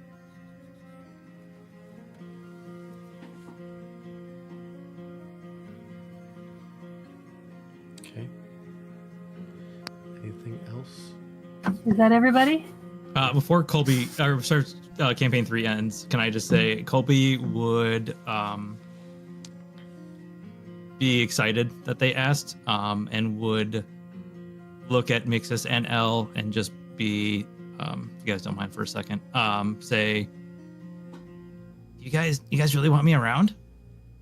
Of course. Well, yeah. Duh. Nobody's. Don't you? People have been okay Sure. with me being around, but no one's want me around. You guys No, want me here? You have to come. You have to come. You can pee on things. Does that help? We can It find more does. shiny stuff. Well, I mean, no one's really wanted me around since my whole tribe died, and you guys have really been the closest thing I've had to a new tribe, and I mean, yeah, if you guys want me around, I'll be there, definitely. Elle's gonna sling an arm through his and look at Mixus to do the same. Come on, we're going adventuring. And he will go with. I pictured Chaos around the king. Renora behind going, oh god. What did I agree to? Yeah. I regret all decisions, literally. He'd go to the Feywild. Hopefully the magic affects him, and then he just becomes a weird Chaos Time Lord. Yes. Chaos. Chaos. Chaos. Cool. Green Gang Colby. I did forget to mention that I'm sure that Renora would reconnect with her orc tribe at some point, Sure. or with whoever. Yep. But Cool. I have one thing to say. Yeah. In the years to come, often from Ren's Forge and from the Forge in Curran's Gap, and occasionally from elsewhere, tools for the kitchen, tools for the fire. People, if there's not enough fuel, it'll last a little longer. If there's not enough food, it'll go a little farther, and they never rust.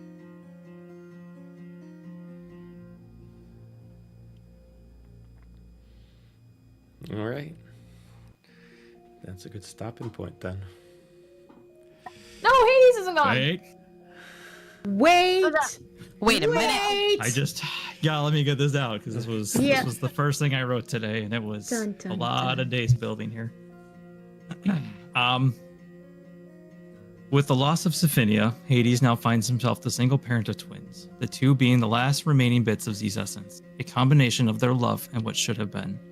His body is now entombed at the Institute thanks to Professor Dunnock, who, with trepidation, agreed to watch over Hades as he always had before, hidden away from all, allowing Hades to ascend to his full godhood, not so he can be a positive influence on the world, but to protect what is left of his. Using the newfound power as a god, Hades creates a pocket dimension in which to live with his family. The new home for Hades and his twins, his handsome son Alistair and beautiful daughter Azalea. Their new home, a large meadow on one side that stretches as far as the eye can see, and a luscious forest on the other. In the middle, a lovely 2-story cottage with a barn and animals, horses, goats, chickens, and cows. Inside the home is spacious rooms, toys for the children, and a full kitchen to bake and cook meals. On the walls are pictures of Hades with his found family, pictures of Dahlia and Hades laughing in a tavern together, Ren and Hades looking over books for information, Dira and Hades standing on the deck of the Homeward Bound looking out to sea, Gaiju and Hades doing push-ups together, and one of Sophinia and Hades standing in the kitchen laughing while covered in flour and holding hands. The rest of the house decorated in a very warm and welcoming sense. On the second floor of the cabin are the bedrooms. There is 4 rooms in total. 2 belong to each of the twins, decorated for each one, with the third room being made up as a spare bedroom, knowing that few would ever come to visit or stay, and the fourth being the room for Sophinia and himself. The room is simple, with a few dressers and a large bed for 2. Hades always sleeps on one side and has a place set on the other for Sophinia, knowing that will never be used, but always having a place for her near him. On the nightstand on her side, a picture of Sophinia sits so that Hades can look at her each night as he falls asleep. With just the 3 of them in the pocket dimension, Hades quickly populates the new world with creatures and people, all mirrored from the stories that Apollo and Hades had loved, talking creatures and helpful people to give his new place a realistic feeling. The final part, his new world, has the library, Hades' true domain, with a space that was much larger on the inside than it appears from the outside of the house. It sat with large bookshelf filled with every story in existence, with books of fiction, lore, maps, old tales, and grimoires from times forgotten. In the middle was a large table filled with books, blank books, and ink pots. To the side was a large fireplace with a mantle. Above the mantle sat 2 great swords crossed, Cerberus and Persephone's new home. 2 armchairs sat beside the fireplace and a small table between them. A pad of paper lay on the table with a quill sitting in an ink pot as well. The true power of the library hidden to most, because if any wayward adventurer came looking for him, they would end up here. There was an enchantment on the door from the library to the rest of the house that would not allow anyone to pass but a select few, keeping Hades' world safe from anyone that might look to cause it harm. After a few days had passed since leaving with the twins, Hades would write and send 2 letters to the remaining members of family. One to Ren, arriving to Ren via message or raven. The second going to Dahlia, arriving via a fireplace in the Queen's quarters, sealed and addressed to my dear sister. The years would go by as the twins grew older. Hades would do all that he could to give them a normal life as was able, telling them the stories of great adventures he went on with his friends, teaching them the higher learning was important, lessons in math and reading, having them draw and paint to create something to learn that you must create in this world and not just take or destroy, to see the beauty of the world around you and not just the terrible things he also terrible things. He also spent time instructing each child in ways of combat. It was not a primary concern at first, and just taught them the basics of swinging weapons to defend themselves. Alistair took to the longer blades, and eventually a hammer within time, where Azalea took to the smaller blades, quick and agile. As time went on, Hades began to raise the twins in quite different manners. With Alistair, he began to train him in all ways to make sure he was prepared to protect their home and their world. He spent countless hours with him, making sure to study the old tomes and books. And when he wasn't making him study, he would be practicing combat. Hades saw his son as the next line of defense if anyone threatened his family. Azalea, on the other hand, was different for Hades. He of course had her study and practice combat, but saw too much of Z in her face. His heart wouldn't allow him to put her in danger, for the thought of losing her was too much.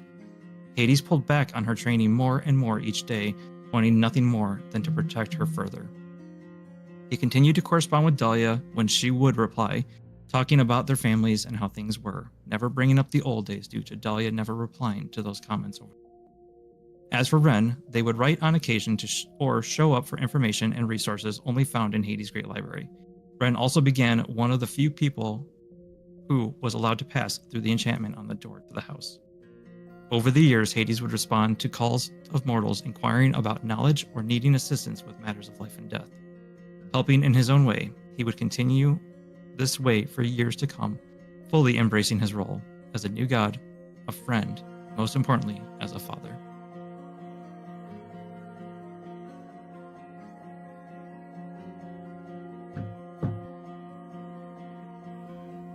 Okay. Anything left? Anything at all? Okay. Then we'll end it there. That's a wrap, guys. We did it! Thank you, Yay! Jill. Good job, everybody. It's so bittersweet.